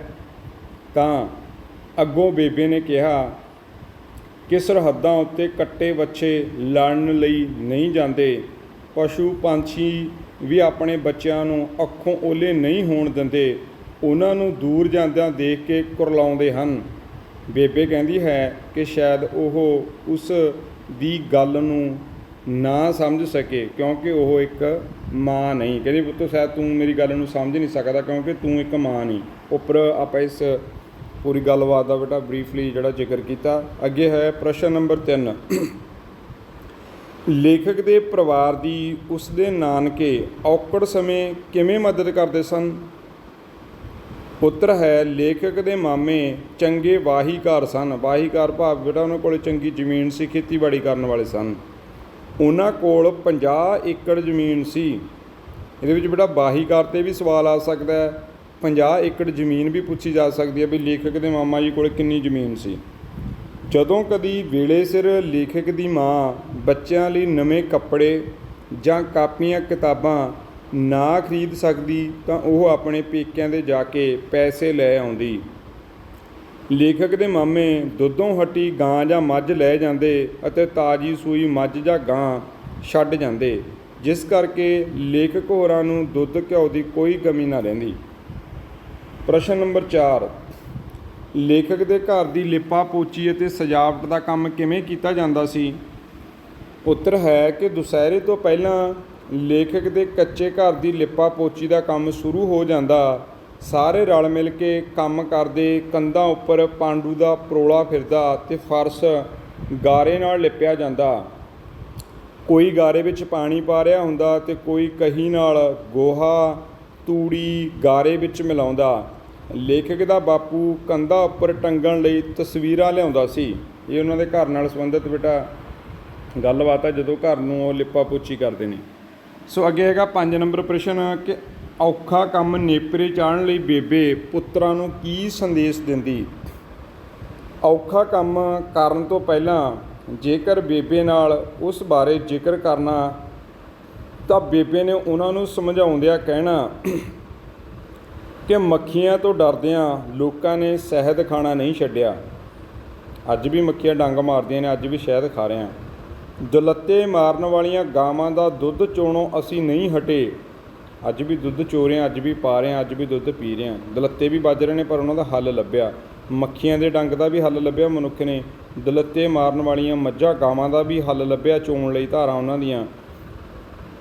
ਕੰਡਿਆਈ ਹੋਣ ਦੇ ਬਾਵਜੂਦ ਵੀ ਅਸੀਂ ਤੂੜੀ ਵਿੱਚੋਂ ਕਣਕ ਦੇ ਦਾਣੇ ਕੱਢਦੇ ਹਾਂ ਕਹਿੰਦੀ ਜੇ ਕਣਕ ਦੇ ਵਿੱਚ ਕੰਡ ਆ, ਕੰਡਿਆਈ ਆ, ਕਿ ਅਸੀਂ ਕਣਕ ਕੱਢਣੀ ਬੰਦ ਕਰਤੇ, ਦਾਣੇ ਆਪਣੇ ਘਰ 'ਚ ਲਿਆਉਣੇ ਬੰਦ ਕਰਤੇ, ਪਰ ਅਸੀਂ ਉਹਦੇ ਹੱਲ ਲੱਭ ਲਏ। ਜਵਾਨੀ ਦੇ ਦਿਨਾਂ ਵਿੱਚ ਵਧੇਰੇ ਤਾਕਤ ਹੁੰਦੀ ਹੈ। ਕਹਿੰਦੇ ਜਦੋਂ ਮੁੰਡਾ ਜਾਂ ਕੁੜੀ ਕੋਈ ਵੀ ਇਨਸਾਨ ਆ ਜਿਹੜਾ ਜਵਾਨੀ ਦੀ ਅਵਸਥਾ ਦੇ ਵਿੱਚ ਆ, ਉੱਥੇ ਇੰਨੀ ਤਾਕਤ ਹੁੰਦੀ ਆ ਕਿ ਜੇਕਰ ਪਿਆਸ ਲੱਗੀ ਹੈ ਪਰ ਪਾਣੀ ਨਹੀਂ, ਤਾਂ ਉਹ ਖੂਹ ਪੁੱਟ ਕੇ ਪਾਣੀ ਪੀ ਸਕਦੇ ਨੇ, ਜਾਂ ਖੂਹ ਪੁੱਟੋ ਅਤੇ ਪਾਣੀ ਪੀ ਲਓ। ਜੇਕਰ ਰੱਬ ਸਾਥ ਦੇਵੇ ਤਾਂ ਕੋਈ ਵੀ ਚੀਜ਼ ਔਖੀ ਨਹੀਂ। ਸੋ ਬੇਟਾ ਇਹ ਉਹ ਐਗਜ਼ਾਮਪਲਾਂ ਨੇ, ਮੋਟੀਵੇਸ਼ਨਲ ਐਗਜ਼ਾਮਪਲਾਂ, ਜਿੱਥੇ ਬੇਬੇ ਜਦੋਂ ਵੀ ਲੇਖਕ ਦੇ ਜੀਵਨ ਦੇ ਵਿੱਚ ਕੋਈ ਔਖਾਈ ਆਉਂਦੀ, ਉਹ ਕਹਿੰਦੇ ਕਿ ਬੇਬੇ ਬਹੁਤ ਔਖਾ ਕੰਮ ਅਸੀਂ ਨਹੀਂ ਕਰ ਸਕਦੇ, ਤਾਂ ਬੇਬੇ ਬੇਟਾ ਜਿਵੇਂ ਅਸੀਂ ਕਿਹਾ ਕਿ ਲੇਖਕ ਬੇਬੇ ਨੂੰ ਭਾਸ਼ਾ ਦੀ ਟਕਸਾਲ ਕਹਿੰਦਾ ਸੀ, ਤਾਂ ਉੱਥੋਂ ਜਦੋਂ ਇਹੋ ਜਿਹੀਆਂ ਐਗਜ਼ਾਮਪਲਾਂ ਨਿਕਲਦੀਆਂ ਤਾਂ ਲੇਖਕ ਹੱਕਾ ਬੱਕਾ ਅਤੇ ਹੈਰਾਨ ਰਹਿੰਦਾ ਸੀ ਕਿ ਵਾਕਈ ਬੇਬੇ ਅੰਦਰ ਬਹੁਤ ਗਿਆਨ ਦਾ ਖਜ਼ਾਨਾ ਜਿਹੜਾ ਉਹ ਭਰਿਆ ਹੋਇਆ। ਪ੍ਰਸ਼ਨ ਨੰਬਰ 6, ਇਸ ਪਾਠ ਵਿੱਚ ਬੇਬੇ ਜਿੰਦਰਾ ਅਤੇ ਕੁੰਜੀਆਂ ਸ਼ਬਦ ਕਿਹਨਾਂ ਲਈ ਵਰਤਦੀ ਹੈ ਅਤੇ ਕਿਉਂ? ਆਪਾਂ ਉੱਪਰ ਜ਼ਿਕਰ ਕੀਤਾ ਕਹਾਣੀ ਦੇ ਵਿੱਚ, ਆਓ ਪੜ੍ਹਦੇ ਹਾਂ ਉੱਤਰ। ਇਸ ਪਾਠ ਵਿੱਚ ਬੇਬੇ ਜਿੰਦਰਾ ਸ਼ਬਦ ਆਪਣੇ ਲਈ ਵਰਤਦੀ ਹੈ। ਜਿੰਦਰਾ ਸ਼ਬਦ ਬੇਬੇ ਆਪਦੇ ਆਪ ਨੂੰ ਸੰਬੋਧਨ ਕਰਦੀ ਕਹਿੰਦੀ ਹੈ ਕਿ ਮੈਂ ਜਿੰਦਰਾ, ਅਤੇ ਕੁੰਜੀਆਂ ਸ਼ਬਦ ਆਪਣੇ ਬੱਚਿਆਂ ਲਈ ਵਰਤਦੀ ਹੈ। ਭਾਵ ਵੀ ਇਸ ਜਿੰਦਰੇ ਨੂੰ ਖੋਲ੍ਹਣ ਵਾਲੀਆਂ ਚਾਬੀਆਂ ਮੇਰੇ ਬੱਚੇ ਹਨ, ਕਿਉਂਕਿ ਬੱਚਿਆਂ ਦੇ ਆਉਣ ਨਾਲ ਹੀ ਮਾਂ ਰੂਪੀ ਜਿੰਦਰਾ ਖੁੱਲ੍ਹ ਕੇ ਖੁਸ਼ੀਆਂ ਅਤੇ ਹਾਸੇ ਪ੍ਰਾਪਤ ਕਰਦਾ ਹੈ। ਬਜ਼ੁਰਗਾਂ ਨੂੰ ਵੈਸੇ ਵੀ ਘਰ ਦਾ ਜਿੰਦਰਾ ਮੰਨਿਆ ਜਾਂਦਾ ਹੈ, ਕਿਉਂਕਿ ਉਹਨਾਂ ਦੇ ਸਿਰ ਉੱਤੇ ਘਰ ਦਾ ਕੋਈ ਫਿਕਰ ਨਹੀਂ ਹੁੰਦਾ। ਜਦੋਂ ਉਹ ਹੋਣ ਘਰੇ ਤਾਂ ਸਾਰੇ ਬੇਫਿਕਰੇ ਹੁੰਦੇ ਨੇ ਬੇਟਾ। ਇੱਥੇ ਵੀ ਅਸੀਂ ਬੇਬੇ ਨੂੰ ਜਿੰਦਰੇ ਦੇ ਰੂਪ ਵਿੱਚ ਇਸ ਤਰ੍ਹਾਂ ਸਮਝ ਸਕਦੇ ਹਾਂ। ਪ੍ਰਸ਼ਨ ਨੰਬਰ 7, ਬੇਬੇ ਆਪਣੇ ਪੁੱਤਰਾਂ ਅਤੇ ਰਿਸ਼ਤੇਦਾਰਾਂ ਵਿਚਕਾਰ ਇੱਕ ਕੜੀ ਦਾ ਕੰਮ ਕਿਵੇਂ ਕਰਦੀ ਹੈ? ਸੋ ਬੇਟਾ ਬੇਬੇ ਕਰਕੇ ਸਾਰੇ ਰਿਸ਼ਤੇਦਾਰ ਉਸ ਘਰ 'ਚ ਆਉਂਦੇ ਨੇ। ਕੜੀ ਤੋਂ ਬਾਅਦ ਜਿਵੇਂ ਸੰਗਲੀ ਹੁੰਦੀ ਹੈ ਬੇਟਾ, ਇੱਕ ਕੜੀ ਦੂਜੀ ਨਾਲ ਜਦੋਂ ਜੁੜੀ ਹੁੰਦੀ ਹੈ ਉਹ ਸੰਗਲ ਬਣ ਜਾਂਦਾ, ਇੱਕ ਕੜੀ ਸਿਰਫ ਇਕੱਲੀ ਰਹਿੰਦੀ ਹੈ। ਬੇਬੇ ਕੜੀ ਦਾ ਕੰਮ ਕਿਵੇਂ ਕਰਦੀ ਹੈ, ਉਹਨਾਂ ਨੂੰ ਜੋੜਦੀ ਕਿਵੇਂ ਆ? ਆਓ ਪੜ੍ਹਦੇ ਹਾਂ। ਪਿੰਡ ਵਿੱਚ ਰਹਿਣ ਕਰਕੇ ਬੇਬੇ ਨੂੰ ਮਿਲਣ ਲਈ ਉਸ ਦੇ ਪੁੱਤਰ ਰਿਸ਼ਤੇਦਾਰ ਉਸ ਨੂੰ ਮਿਲਣ ਲਈ ਜਾਂਦੇ ਹਨ ਅਤੇ ਆਪਸ ਵਿੱਚ ਵੀ ਉਹ ਮਿਲ ਲੈਂਦੇ ਹਨ। ਬੇਬੇ ਹੀ ਇੱਕ ਅਜਿਹੀ ਕੜੀ ਹੈ ਜਿਸ ਕਰਕੇ ਸਾਰੇ ਬੇਬੇ ਨੂੰ ਮਿਲਣ ਦੇ ਬਹਾਨੇ ਇਕੱਠੇ ਹੋ ਜਾਂਦੇ ਹਨ। ਉਸ ਨੂੰ ਲੱਗਦਾ ਹੈ ਕਿ ਜਦੋਂ ਉਹ ਨਹੀਂ ਰਹੇਗੀ ਤਾਂ ਇੱਕ ਰਾਜਧਾਨੀ ਟੁੱਟ ਜਾਏਗੀ। ਸੋ ਬੇਟਾ ਜਿਹੜਾ ਸੰਗਲ ਆ ਨਾ, ਜਿਹੜਾ ਗੋਲ ਰਿੰਗ ਦੇ ਵਿੱਚ ਬੰਨਿਆ ਹੋਇਆ, ਜੇ ਉਹ 'ਚ ਇੱਕ ਕੜੀ ਟੁੱਟ ਜੇ ਤਾਂ ਸਾਰੇ ਸੰਗਲ ਦੀ ਸ਼ੇਪ ਜਿਹੜੀ ਦੀ ਗਲਾਈ ਆ ਉਹ ਖਤਮ ਹੋ ਜਾਂਦੀ ਹੈ। ਬੇਬੇ ਸੋਚਦੀ ਹੈ ਵੀ ਜਦੋਂ ਮੈਂ ਮਰ ਗਈ, ਆਹ ਕੜੀ ਵਿੱਚੋਂ ਟੁੱਟ ਗਈ, ਤਾਂ ਮੈਨੂੰ ਲੱਗਦਾ ਕਿ ਜਿਹੜੇ ਮੇਰੇ ਬੱਚੇ ਨੇ ਉਹ ਅਲੱਗ-ਅਲੱਗ ਹੋ ਜਾਣਗੇ। ਜਿਹੜੀ ਇਹ ਚੇਨ ਆ ਮੇਰੇ ਕਰਕੇ ਗਲਾਈ ਦੇ ਵਿੱਚ ਜੁੜੀ ਹੋਈ ਆ, ਬਣੀ ਹੋਈ ਆ, ਵੀ ਜੇ ਮੈਂ ਮਰ ਗਈ ਸ਼ਾਇਦ ਇਹ ਜਿਹੜੀ ਰਾਜਧਾਨੀ ਆ ਵੀ ਮੈਂ ਕੇਂਦਰਾਂ ਸਾਰੇ ਲੋਕ ਮਿਲਣ ਆ ਕੇ ਇੱਥੇ ਮਿਲਦੇ ਜੁਲਦੇ ਨੇ, ਰਿਸ਼ਤੇਦਾਰ ਭੈਣ ਭਾਈ ਇਕੱਠੇ ਹੁੰਦੇ ਨੇ। ਜੇ ਮੈਂ ਨਾ ਰਹੀ ਸ਼ਾਇਦ ਫਿਰ ਇਹ ਜਿਹੜਾ ਇਕੱਠ ਆ, ਇਹ ਪਿਆਰ ਆ, ਇਹ ਇੱਕ ਆ, ਇਹ ਸੰਯੁਕਤ ਪਰਿਵਾਰ ਆ, ਕਿਤੇ ਨਾ ਕਿਤੇ ਵੀ ਮੇਰੇ ਮਰ ਜਾਣ ਤੋਂ ਬਾਅਦ ਸ਼ਾਇਦ ਇਹ ਟੁੱਟ ਜਾਏਗਾ। ਇਹ ਬੇਬੇ ਸੋਚਦੀ ਹੈ। ਪ੍ਰਸ਼ਨ ਨੰਬਰ 8, ਜਦੋਂ ਬੇਬੇ ਬਾਪੂ ਨਾ ਰਹੇ ਉਦੋਂ ਵੀ ਆਇਆ ਕਰੋਗੇ ਹੁਣ ਵਾਂਗ, ਇਹ ਸ਼ਬਦ ਕਿਸ ਨੇ, ਕਿਸ ਨੂੰ ਅਤੇ ਕਿਉਂ ਕਹੇ?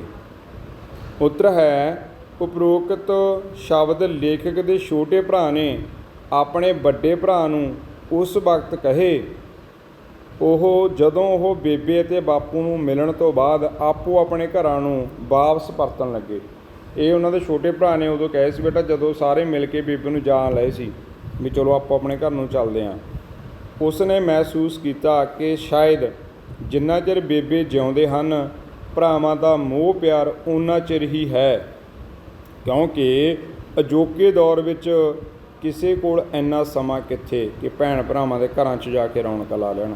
ਸੋ ਬੇਟਾ ਇਹ ਅੱਜ ਦੇ ਸਮੇਂ ਦੀ ਤਸਵੀਰ ਆ ਕਿ ਅੱਜ ਅਸੀਂ ਕੋਈ ਪਿੰਡ 'ਚ ਬੈਠਾ, ਕੋਈ ਚੰਡੀਗੜ੍ਹ ਬੈਠਾ, ਕੋਈ ਦਿੱਲੀ ਬੈਠਾ, ਕੋਈ ਪਟਿਆਲੇ ਬੈਠਾ, ਜ਼ਿਆਦਾ ਬੇਟਾ ਕੋਈ ਮਰਗਤ ਹੋ ਜੇ ਪਿੰਡ 'ਚ, ਫਿਰ ਵੀ ਪੂਰਾ ਪਰਿਵਾਰ ਉਸ ਤਰ੍ਹਾਂ ਰਲ ਮਿਲ ਕੇ ਨਹੀਂ ਬੈਠਦਾ ਜਿਵੇਂ ਪਹਿਲਾਂ ਇੱਕ ਘਰ ਦੀ ਛੱਤ ਥੱਲੇ 4-4 5-5 ਭਰਾ ਜਿਹੜੇ ਇਕੱਠੇ ਰਿਹਾ ਕਰਦੇ ਸੀ। ਪਰਿਵਾਰ ਸਾਂਝੇ ਪਰਿਵਾਰ ਹੁੰਦੇ ਸੀ, ਦੁੱਖ ਸੁੱਖ ਖੁਸ਼ੀਆਂ ਹਰ ਇੱਕ ਦੀਆਂ ਸਾਂਝੀਆਂ।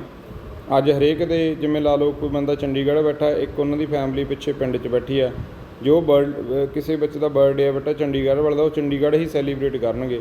ਜੇ ਪਿੰਡ 'ਚ ਆ ਤਾਂ ਪਿੰਡ 'ਚ ਹੀ ਕਰਨਗੇ। ਪਹਿਲਾਂ ਬੇਟਾ ਇੱਕ ਘਰ ਦੇ ਖੁਸ਼ੀ ਹੋਣੀ, ਸਾਰਾ ਪਰਿਵਾਰ ਉਹਨੂੰ ਰਲ ਕੇ ਬਣਾਉਂਦਾ, ਉਹਨੂੰ ਵਧਾਉਂਦਾ, ਬੜੇ ਚਾਅ ਉਤਸ਼ਾਹ ਦੇ ਨਾਲ ਜੀਵਨ ਦੀਆਂ ਖੁਸ਼ੀਆਂ ਦੁੱਖ ਸੁੱਖ ਸਾਂਝੇ ਹੁੰਦੇ ਸੀ।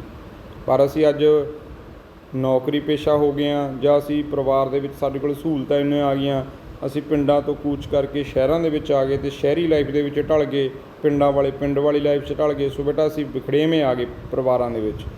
ਇਹਦੇ ਵਿੱਚ ਇੱਥੇ ਇਹ ਵੀ ਬਿਆਨ ਕਰਦੀ ਹੈ ਕਹਾਣੀ ਕਿ ਜਦੋਂ ਲੇਖਕ ਦੀ ਮਾਂ, ਲੇਖਕ ਦਾ ਛੋਟਾ ਭਰਾ ਸੋਚਦਾ ਕਿ ਦੁਨੀਆ 'ਚ ਨਾ ਰਹੇ, ਸ਼ਾਇਦ ਇਹ ਪਰਿਵਾਰ ਇਸ ਤਰ੍ਹਾਂ ਨਹੀਂ ਕਦੇ ਰਲ ਮਿਲ ਕੇ ਬੈਠੇਗਾ ਜਿਵੇਂ ਅੱਜ ਬੈਠਦਾ ਹੈ। ਅੱਗੇ 9 ਨੰਬਰ ਪ੍ਰਸ਼ਨ ਹੈ ਕਿ ਲੇਖਕ ਨੂੰ ਸੁਪਨੇ ਵਿੱਚ ਬੇਬੇ ਕੀ ਕੰਮ ਕਰਦੀ ਨਜ਼ਰ ਆਉਂਦੀ ਹੈ, ਆਪਣੇ ਸ਼ਬਦਾਂ ਵਿੱਚ ਲਿਖੋ। ਹੁਣ ਜਿਵੇਂ ਬੇਬੇ ਲੇਖਕ ਦੇ ਜਿਉਂਦਿਆਂ ਜਾਂ ਬੇਬੇ ਦੇ ਜਿਉਂਦਿਆਂ ਬੇਬੇ ਨੂੰ ਕੰਮਕਾਰ ਕਰਦੀ ਵੇਖਦਾ, ਅਤੇ ਹੁਣ ਲੇਖਕ ਦੇ ਸੁਪਨਿਆਂ ਵਿੱਚ ਬੇਬੇ ਉਸੇ ਤਰ੍ਹਾਂ ਜਿਉਂਦੀ ਹੈ। ਕਿਵੇਂ? ਲੇਖਕ ਆਪਣੀ ਬੇਬੇ ਨਾਲ ਬਹੁਤ ਪਿਆਰ ਕਰਦਾ ਹੈ। ਉਸ ਦੇ ਸੁਪਨਿਆਂ ਵਿੱਚ ਬੇਬੇ ਕਦੀ ਖੇਤਾਂ ਵਿੱਚ ਮਿਰਚਾਂ ਤੋੜਦੀ, ਹੁਣ ਦੇਖੋ ਕੀ ਕੰਮ ਕਰਦੀ ਨਜ਼ਰ ਆਉਂਦੀ ਆ, ਕਦੇ ਕਪਾਹ ਚੁਗਦੀ, ਕਦੇ ਕੱਟਿਆਂ ਬੱਚਿਆਂ ਦੀਆਂ ਬੂਥੀਆਂ ਪਲੋਸਦੀ, ਮੂੰਹਾਂ 'ਤੇ ਹੱਥ ਫੇਰਦੀ ਨਜ਼ਰ ਆਉਂਦੀ ਹੈ ਕੱਟੇ ਬੱਚਿਆਂ ਦੇ, ਕਦੇ ਮੱਝਾਂ ਨੂੰ ਥਾਪੀਆਂ ਦਿੰਦੀ। ਜਦੋਂ ਮੱਝ ਦਾ ਦੁੱਧ ਚੋਂਦੀ ਨਾ ਬੇਟਾ, ਪਹਿਲਾਂ ਪੁਰਾਤਨ ਸਾਡੇ ਬਜ਼ੁਰਗ ਥਾਪੀ ਦਿੰਦੇ ਸੀ ਮੱਝ ਨੂੰ, ਵੀ ਸ਼ਾਬਾਸ਼ੇ ਦਿੰਦੇ ਸੀ। ਅਤੇ ਅੱਜ ਅਸੀਂ ਬੱਚਿਆਂ ਨੂੰ, ਬਜ਼ੁਰਗਾਂ ਨੂੰ ਅਸੀਂ ਬੜਾ ਦੁਰਕਾਰਦੇ ਹਾਂ। ਅਤੇ ਜਿਹੜੇ ਪੁਰਾਣੇ ਬੇਟਾ ਬਜ਼ੁਰਗ ਹੁੰਦੇ ਸੀ ਨਾ, ਮੱਝ ਨੂੰ ਵੀ ਥਾਪੀ ਦਿੰਦੇ ਸੀ, ਸ਼ਾਬਾਸ਼ੇ ਦਿੰਦੇ ਸੀ, ਤੂੰ ਅੱਜ ਦੁੱਧ ਦਿੱਤਾ ਟੇਕ ਕੇ ਖੜੀ ਰਹੀ।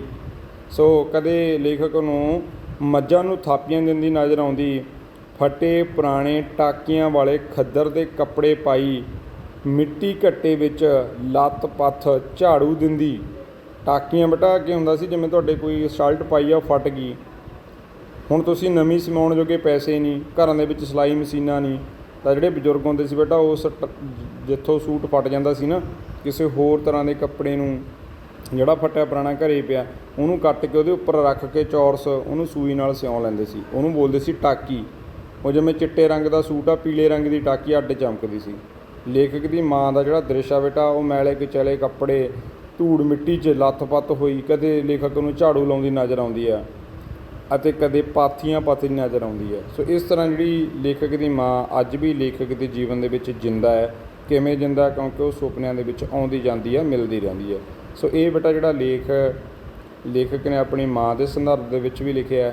ਸਾਡੇ ਜਿਹੜੇ ਭੈਣ ਭਰਾ ਸੀ, ਇੱਕ ਦੂਜੇ ਭੈਣ ਭਰਾ ਤੋਂ ਟੁੱਟ ਰਹੇ ਹਾਂ, ਟੁੱਟ ਚੁੱਕੇ ਹਾਂ, ਬਹੁਤ ਟੁੱਟਣ ਵਾਲੇ ਨੇ, ਉਹਨਾਂ ਨੂੰ ਵੀ ਇਹ ਪ੍ਰੇਰਨਾ ਦਿੰਦੀ ਹੈ ਕਿ ਨਹੀਂ ਯਾਰ, ਸਾਂਝਾ ਪਰਿਵਾਰ ਬਹੁਤ ਵੱਡਾ ਦਮਖਮ ਰੱਖਦਾ।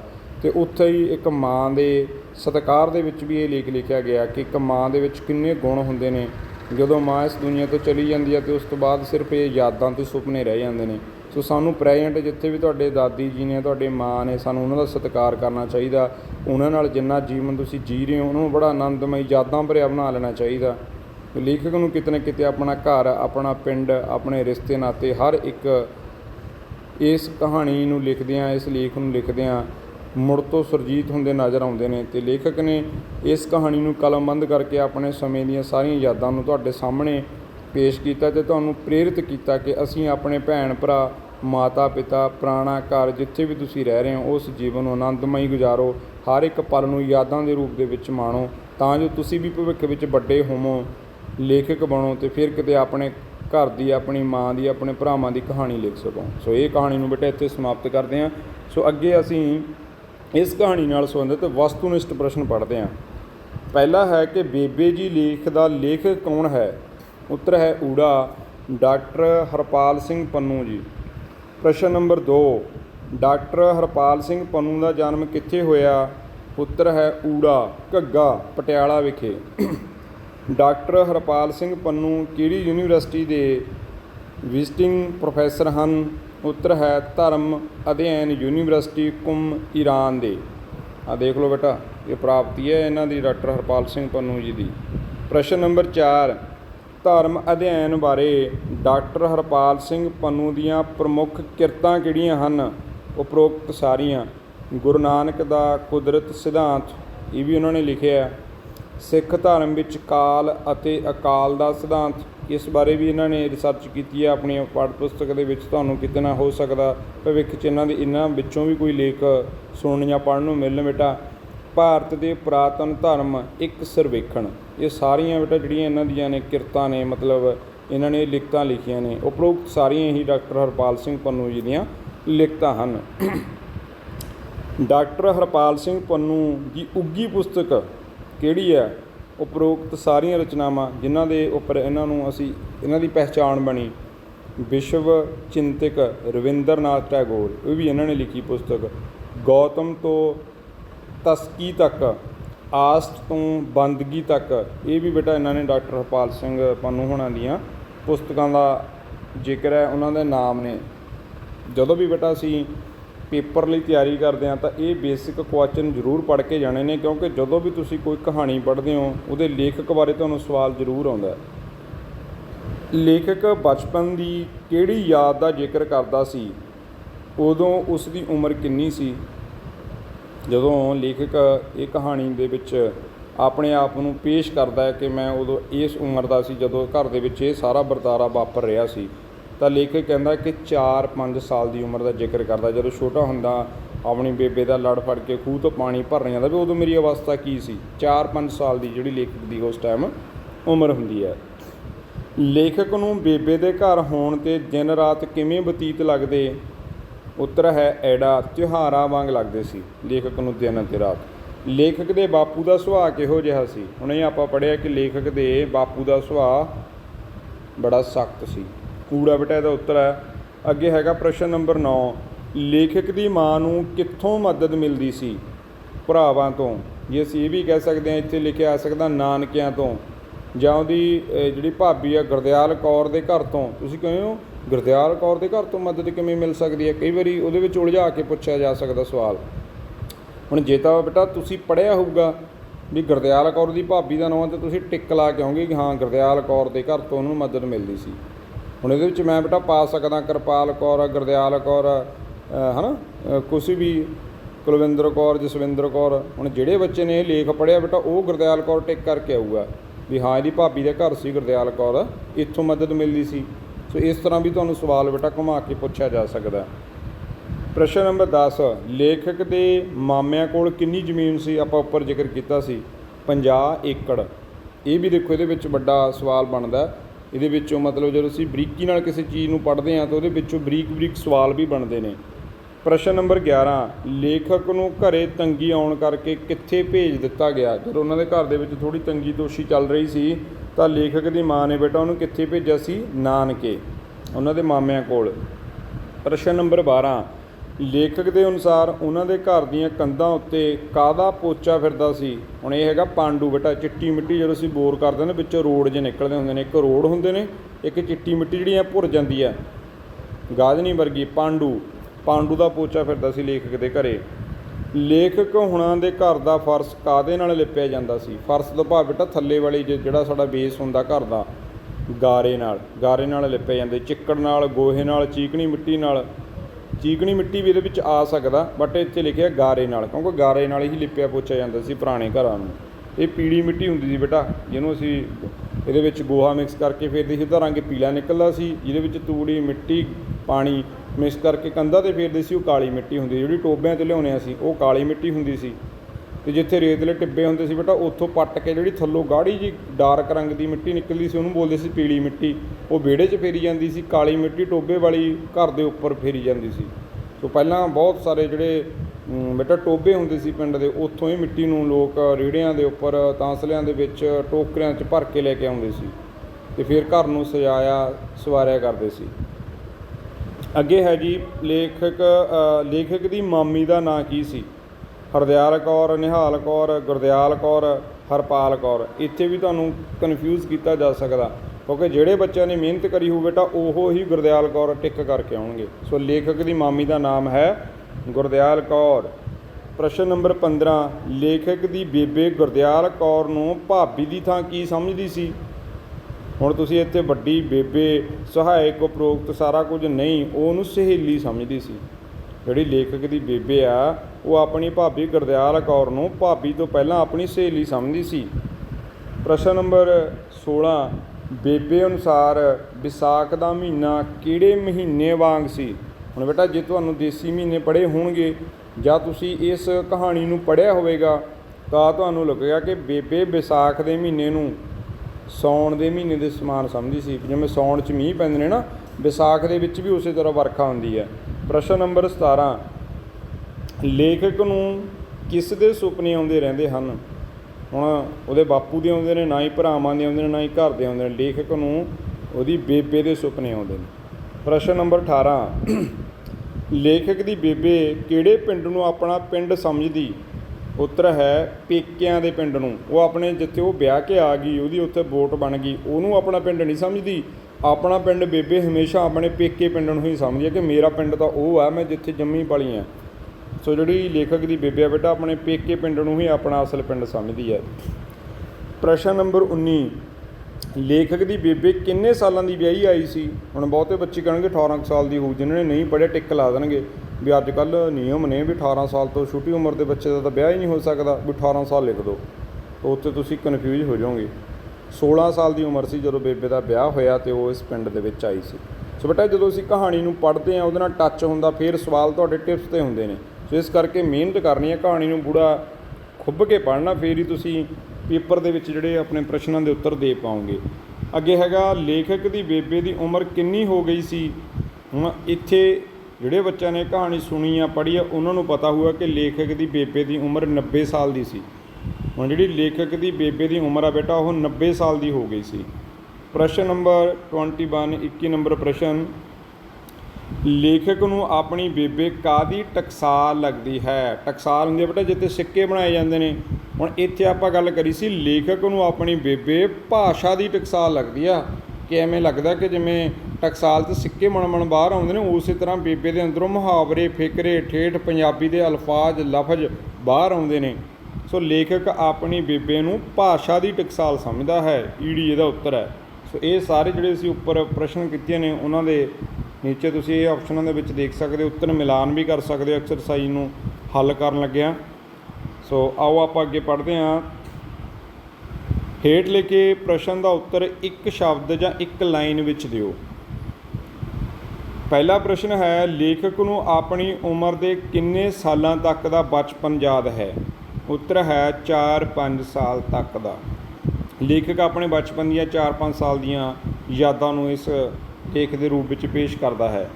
2 ਨੰਬਰ ਹੈ ਕਿ ਜਦੋਂ ਬੇਬੇ ਘਰ ਹੁੰਦੀ ਤਾਂ ਦਿਨ ਰਾਤ ਕਿਸ ਤਰ੍ਹਾਂ ਦੇ ਹੁੰਦੇ? ਉੱਤਰ ਹੈ ਤਿਉਹਾਰਾਂ ਵਰਗੇ। 3 ਨੰਬਰ ਹੈ ਕਿ ਜਦੋਂ ਕਦੀ ਬੇਬੇ ਰਿਸ਼ਤੇਦਾਰੀ ਵਿੱਚ ਗਈ 2-4 ਦਿਨ ਨਾ ਆਉਂਦੀ ਤਾਂ ਲੇਖਕ ਇੱਧਰ ਉੱਧਰ ਕਿਸ ਤਰ੍ਹਾਂ ਫਿਰਦਾ? ਚੁੱਪ-ਚਾਪ ਅਤੇ ਗੁੰਮ-ਸੁੰਮ ਇੱਦਾਂ ਫਿਰਦਾ ਲੇਖਕ। ਲੇਖਕ ਦੇ ਬਾਪੂ ਦਾ ਸੁਭਾਅ ਕਿਸ ਤਰ੍ਹਾਂ ਦਾ ਸੀ? ਹੁਣੀ ਅਸੀਂ ਪੜ੍ਹਿਆ ਕਿ ਬਾਪੂ ਦਾ ਸੁਭਾਅ ਬੜਾ ਸਖਤ ਸੀ, ਪਰ ਜਦੋਂ ਬੇਬੇ ਘਰੋਂ ਚਲੀ ਜਾਂਦੀ ਉਦੋਂ ਬਾਪੂ ਨਹੀਂ ਸੀ ਸਾਨੂੰ ਘੂਰਦਾ। ਲੇਖਕ ਕਹਿੰਦੇ ਕਿਉਂਕਿ ਪਤਾ ਹੁੰਦਾ ਸੀ ਜੇ ਘੂਰ 'ਤੇ ਅਸੀਂ ਰੋਣ ਲੱਗ ਜਾਣਾ ਕਿੰਨਾ ਚਿਰ, ਫਿਰ ਸਾਨੂੰ ਚੁੱਪ ਕੌਣ ਕਰਾਊ, ਇਸ ਕਰਕੇ ਜਿਹੜਾ ਲੇਖਕ ਦਾ ਪਿਤਾ ਉਹਨਾਂ ਨੂੰ ਘੂਰਦਾ ਨਹੀਂ ਸੀ। ਲੇਖਕ ਦੇ ਦੋਹਾਂ ਮਾਮਿਆਂ ਕੋਲ ਕਿੰਨੀ ਜ਼ਮੀਨ ਸੀ? ਉੱਤਰ ਹੈ 50 ਏਕੜ। ਹੁਣ ਜੇ ਇੱਥੇ ਅਜੇ ਵੀ ਲੇਖਕ ਦੇ ਕਿੰਨੇ ਮਾਮੇ ਸਨ, ਇੱਥੇ ਦੇਖੋ ਦੋਹਾਂ ਮਾਮਿਆਂ ਕੋਲ, ਇਟ ਮੀਨਜ਼ ਇੱਥੋਂ ਪਤਾ ਲੱਗਦਾ ਵੀ ਲੇਖਕ ਦੇ ਜਿਹੜੇ ਮਾਮੇ ਸਨ ਉਹ 2 ਸਨ। 6 ਨੰਬਰ, ਇੱਕ ਵਾਰੀ ਘਰੇਲੂ ਤੰਗੀ ਹੋਣ ਕਰਕੇ ਲੇਖਕ ਨੂੰ ਘਰਦਿਆਂ ਨੇ ਕਿੱਥੇ ਤੋਰ ਦਿੱਤਾ? ਉੱਤਰ ਹੈ ਨਾਨਕੇ। 7 ਨੰਬਰ ਹੈ ਕਿ ਕਿੱਥੇ ਪੜ੍ਹਦਿਆਂ ਹੋਇਆਂ ਲੇਖਕ ਮਹੀਨੇ ਵਿੱਚ ਇੱਕ ਵਾਰੀ ਨਾਨਕੇ ਅਤੇ ਦੂਜੀ ਵਾਰ ਦਾਦਕੇ ਜਾਂਦਾ? ਉੱਤਰ ਹੈ ਪਟਿਆਲੇ ਪੜ੍ਹਦਿਆਂ ਹੋਇਆਂ। ਜਦੋਂ ਲੇਖਕ ਪਟਿਆਲੇ ਪੜ੍ਹਦਾ ਸੀ ਨਾ ਬੇਟਾ, ਮਹੀਨੇ 'ਚ ਇੱਕ ਵਾਰ ਉਹ ਨਾਨਕੇ ਚਲਾ ਜਾਂਦਾ ਅਤੇ ਇੱਕ ਵਾਰ ਆਪਣੇ ਪਿੰਡ ਆ ਜਾਂਦਾ। ਲੇਖਕ ਦੀ ਛੋਟੀ ਮਾਮੀ ਦਾ ਕੀ ਨਾਂ ਸੀ? ਹੁਣ ਵੱਡੀ ਮਾਮੀ ਦਾ ਤਾਂ ਜ਼ਿਕਰ ਨਹੀਂ ਬੇਟਾ, ਛੋਟੀ ਮਾਮੀ ਦਾ ਕਹਾਣੀ 'ਚ ਜ਼ਿਆਦਾ ਜ਼ਿਕਰ ਆ, ਉਹਨਾਂ ਦਾ ਨਾਮ ਸੀ ਗੁਰਦਿਆਲ ਕੌਰ। 9 ਨੰਬਰ ਹੈ ਕਿ ਲੇਖਕ ਦੀ ਛੋਟੀ ਮਾਮੀ ਦੀ ਸੁੰਦਰਤਾ ਦੀ ਤੁਲਨਾ ਬੇਬੇ ਨੇ ਕਿਸ ਨਾਲ ਕੀਤੀ? ਹੁਣ ਬੇਬੇ ਕਹਿੰਦੇ ਸੀ ਲਾਲ ਗਲਾਲ ਬੜੀ ਸੋਹਣੀ ਸੀ ਮੇਰੀ ਭਾਬੀ ਹੀਰ ਵਰਗੀ। ਹੁਣ ਇਸ ਦੀ ਤੁਲਨਾ ਕਿਹਦੇ ਨਾਲ ਕੀਤੀ ਗਈ ਆ? ਹੀਰ ਨਾਲ। 10 ਨੰਬਰ ਹੈ ਕਿ ਘਰ ਦੀ ਲਿਪਾ ਪੋਚੀ ਦਾ ਕੰਮ ਕਿਹੜੇ ਤਿਉਹਾਰ ਤੋਂ ਪਹਿਲਾਂ ਸ਼ੁਰੂ ਹੋ ਜਾਂਦਾ ਸੀ? ਹੁਣ ਅਸੀਂ ਗੱਲ ਕੀਤੀ ਹੈ ਵੀ ਦੁਸਹਿਰੇ। ਲੇਖਕ ਇਹਦੇ ਵਿੱਚ ਦੱਸਦਾ ਕਿ ਦੁਸਹਿਰੇ ਤੋਂ ਪਹਿਲਾਂ ਘਰ ਦੀ ਲਿਪਾ ਪੋਚੀ ਹੁੰਦੀ। ਹੁਣ ਕਹਿਣ ਦਾ ਭਾਵ ਕੀ ਆ ਕਿ ਲੇਖਕ ਦੀ ਘਰ ਦੀ ਜਿਹੜੀ ਸਾਂਭ ਸੰਭਾਲ ਆ, ਲਿਪਾ ਪੋਚੀ ਆ, ਉਹ ਦੁਸਹਿਰੇ ਫੈਸਟੀਵਲ ਤੋਂ ਪਹਿਲਾਂ ਹੁੰਦੀ ਆ। ਸੋ ਅਸੀਂ ਇਹਦਾ ਉੱਤਰ ਦੇਵਾਂਗੇ ਦੁਸਹਿਰੇ ਤੋਂ ਪਹਿਲਾਂ। ਲੇਖਕ ਦੀ ਬੇਬੇ ਕੋਲ ਬੱਸ ਵਿੱਚ ਬੈਠਾ ਆਦਮੀ ਕੀ ਖਾ ਰਿਹਾ ਸੀ? ਭੁਜੀਆ, ਨਮਕੀਨ, ਦਾਲ ਭੁਜੀਆ ਜਿਹਨੂੰ ਬੋਲਦੇ ਆ, ਉਹ ਖਾ ਰਿਹਾ ਸੀ, ਜਿਹਦਾ ਮਤਲਬ ਲੂਣ ਮਿਰਚ ਬੇਬੇ ਦੇ ਅੱਖਾਂ ਦੇ ਵਿੱਚ ਪੈ ਰਿਹਾ ਸੀ, ਤਾਂ ਉੱਠ ਕੇ ਉਹ ਲੇਖਕ ਕੋਲੇ ਪਿੱਛੇ ਆ ਜਾਂਦੀ ਆ। ਬੇਬੇ ਨੇ ਆਪਣੇ ਆਪ ਨੂੰ ਵੱਡੇ ਕਿਲ੍ਹੇ ਅੱਗੇ ਲੱਗੀ ਕਿਸ ਚੀਜ਼ ਨਾਲ ਤੁਲਨਾ ਕੀਤੀ? ਜਿਵੇਂ ਅਸੀਂ ਕਹਿੰਦੇ ਹਾਂ ਨਾ ਵੀ ਵੱਡੇ ਕਿਲ੍ਹੇ ਨੂੰ ਕੀ ਲੱਗਿਆ ਹੋਊ? ਵੱਡਾ ਜਿੰਦਰਾ।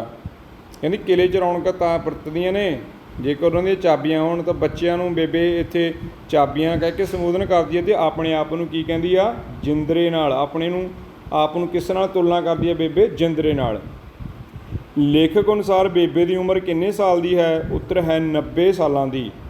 14 ਨੰਬਰ, ਜਦੋਂ ਬੇਬੇ ਜਦੋਂ ਲੇਖਕ ਦੇ ਪਿੰਡ ਵਿਆਹੀ ਹੋਈ ਆਈ ਤਾਂ ਉਸ ਦੀ ਉਮਰ ਕਿੰਨਿਆਂ ਵਰ੍ਹਿਆਂ ਦੀ ਸੀ? ਉੱਤਰ ਹੈ 16 ਵਰ੍ਹਿਆਂ ਦੀ। ਵਰ੍ਹਿਆਂ ਤੋਂ ਭਾਵ ਹੁੰਦਾ ਬੇਟਾ ਸਾਲ, ਈਅਰਸ। ਅੱਗੇ ਹੈਗਾ ਪ੍ਰਸ਼ਨ ਨੰਬਰ 15, ਲੇਖਕ ਦਾ ਛੋਟਾ ਭਰਾ ਬੰਦਗੀ ਕਰਨ ਵਾਲਿਆਂ ਵਾਂਗ ਕਿਸ ਦੀ ਸੇਵਾ ਕਰਦਾ ਸੀ? ਮਾਪਿਆਂ ਦੀ। 16 ਨੰਬਰ ਪ੍ਰਸ਼ਨ ਹੈ ਕਿ ਬੇਬੇ ਜੀ ਲੇਖ ਦਾ ਲੇਖਕ ਕੌਣ ਹੈ? ਡਾਕਟਰ ਹਰਪਾਲ ਸਿੰਘ ਪੰਨੂ ਜੀ। ਸੋ ਬੇਟਾ ਇਹ ਸੀ ਤੁਹਾਡਾ ਲੇਖ ਬੇਬੇ ਜੀ, ਉਹਦੇ ਨਾਲ ਸੰਬੰਧਿਤ ਵੈਰੀ ਸ਼ਾਰਟ ਪ੍ਰਸ਼ਨ ਉੱਤਰ। ਅਤੇ ਉੱਪਰ ਅਸੀਂ ਓਬਜੈਕਟਿਵ ਟਾਈਪ ਪ੍ਰਸ਼ਨ ਉੱਤਰ ਵੀ ਦੇਖੇ ਨੇ, ਕਿਉਂਕਿ ਇਸ ਤਰਜ ਦੇ ਉੱਪਰ ਹੀ ਤੁਹਾਡੇ ਅੱਗੇ CBSE ਬੋਰਡ ਵੱਲੋਂ ਜੋ ਇਮਤਿਹਾਨ ਹੋਣੇ ਨੇ ਉਹਨਾਂ ਦੇ ਵਿੱਚ ਇਸ ਤਰ੍ਹਾਂ ਦੇ ਇਸ ਟਾਈਪ ਦੇ ਪ੍ਰਸ਼ਨ ਉੱਤਰ ਪੁੱਛੇ ਜਾਣਗੇ। ਪੰਜਾਬ ਸਕੂਲ ਐਜੂਕੇਸ਼ਨ ਬੋਰਡ ਦੇ ਜਿਹੜੇ ਵਿਦਿਆਰਥੀ ਨੇ ਉਹ ਵੀ ਇਸ ਚੈਪਟਰ ਦਾ ਜਿਹੜਾ ਅਧਿਐਨ ਹੈ ਡੂੰਘਾਈ ਨਾਲ ਕਰਨ ਲਈ ਇਹਨਾਂ ਵਸਤੂਨਿਸ਼ਟ ਸ਼ਾਰਟ ਪ੍ਰਸ਼ਨ, ਲੌਂਗ ਪ੍ਰਸ਼ਨ ਨੂੰ ਜ਼ਰੂਰ ਪੜ੍ਹਨ, ਕਿਉਂਕਿ ਇਹਦੇ ਨਾਲ ਜਿਹੜੀ ਤੁਹਾਡੀ ਗਿਆਨ ਹੈ ਉਹਦੇ ਵਿੱਚ ਵਾਧਾ ਹੋਏਗਾ, ਸ਼ਬਦ ਭੰਡਾਰ ਵਿੱਚ ਵਾਧਾ ਹੋਏਗਾ, ਤੁਹਾਡੀ ਜਾਣਕਾਰੀ ਹੋਰ ਵਧੇਗੀ। ਸੋ ਇੱਕ ਬਹੁਤ ਹੀ ਵਧੀਆ ਘਰੇਲੂ ਮਾਹੌਲ ਨੂੰ ਪ੍ਰਦਰਸ਼ਿਤ ਕਰਦਾ ਇਹ ਲੇਖ ਹਰਪਾਲ ਸਿੰਘ ਪੰਨੂ ਹੁਣਾਂ ਦੀਆਂ ਬਚਪਨ ਦੀਆਂ, ਜਵਾਨੀ ਦੀਆਂ ਅਤੇ ਪਰਿਵਾਰਕ ਜਿਹੜੀਆਂ ਯਾਦਾਂ ਦਾ ਇੱਕ ਅਸੀਂ ਕਹਿ ਸਕਦੇ ਹਾਂ ਸੰਗ੍ਰਹਿ ਹੈ। ਸੋ ਸਾਰੇ ਵਿਦਿਆਰਥੀਆਂ ਨੇ ਇਸ ਲੇਖ ਨੂੰ ਆਪਣੀ ਪਾਠ ਪੁਸਤਕ ਵਿੱਚੋਂ ਜ਼ਰੂਰ ਪੜ੍ਹਨਾ ਹੈ। ਸੋ ਹੋਰ ਵਧੇਰੇ ਜਾਣਕਾਰੀ ਲਈ, ਇਸ ਤਰ੍ਹਾਂ ਦੀ ਸਿੱਖਿਆ ਨੂੰ ਹਾਸਲ ਕਰਨ ਲਈ ਤੁਸੀਂ ਜੁੜੇ ਰਹੋ ਤੁਹਾਡੇ ਆਪਣੇ ਚੈਨਲ ਜਿਸ ਦਾ ਨਾਮ ਹੈ ਪੰਜਾਬੀ ਐਜੂਕੇਸ਼ਨ ਚੈਨਲ। ਸੋ ਇਸ ਵੀਡੀਓ ਨੂੰ ਆਪਾਂ ਇੱਥੇ ਹੀ ਸਮਾਪਤ ਕਰਦੇ ਹਾਂ। ਥੈਂਕ ਯੂ ਜੀ ਐਂਡ ਸਤਿ ਸ਼੍ਰੀ ਅਕਾਲ।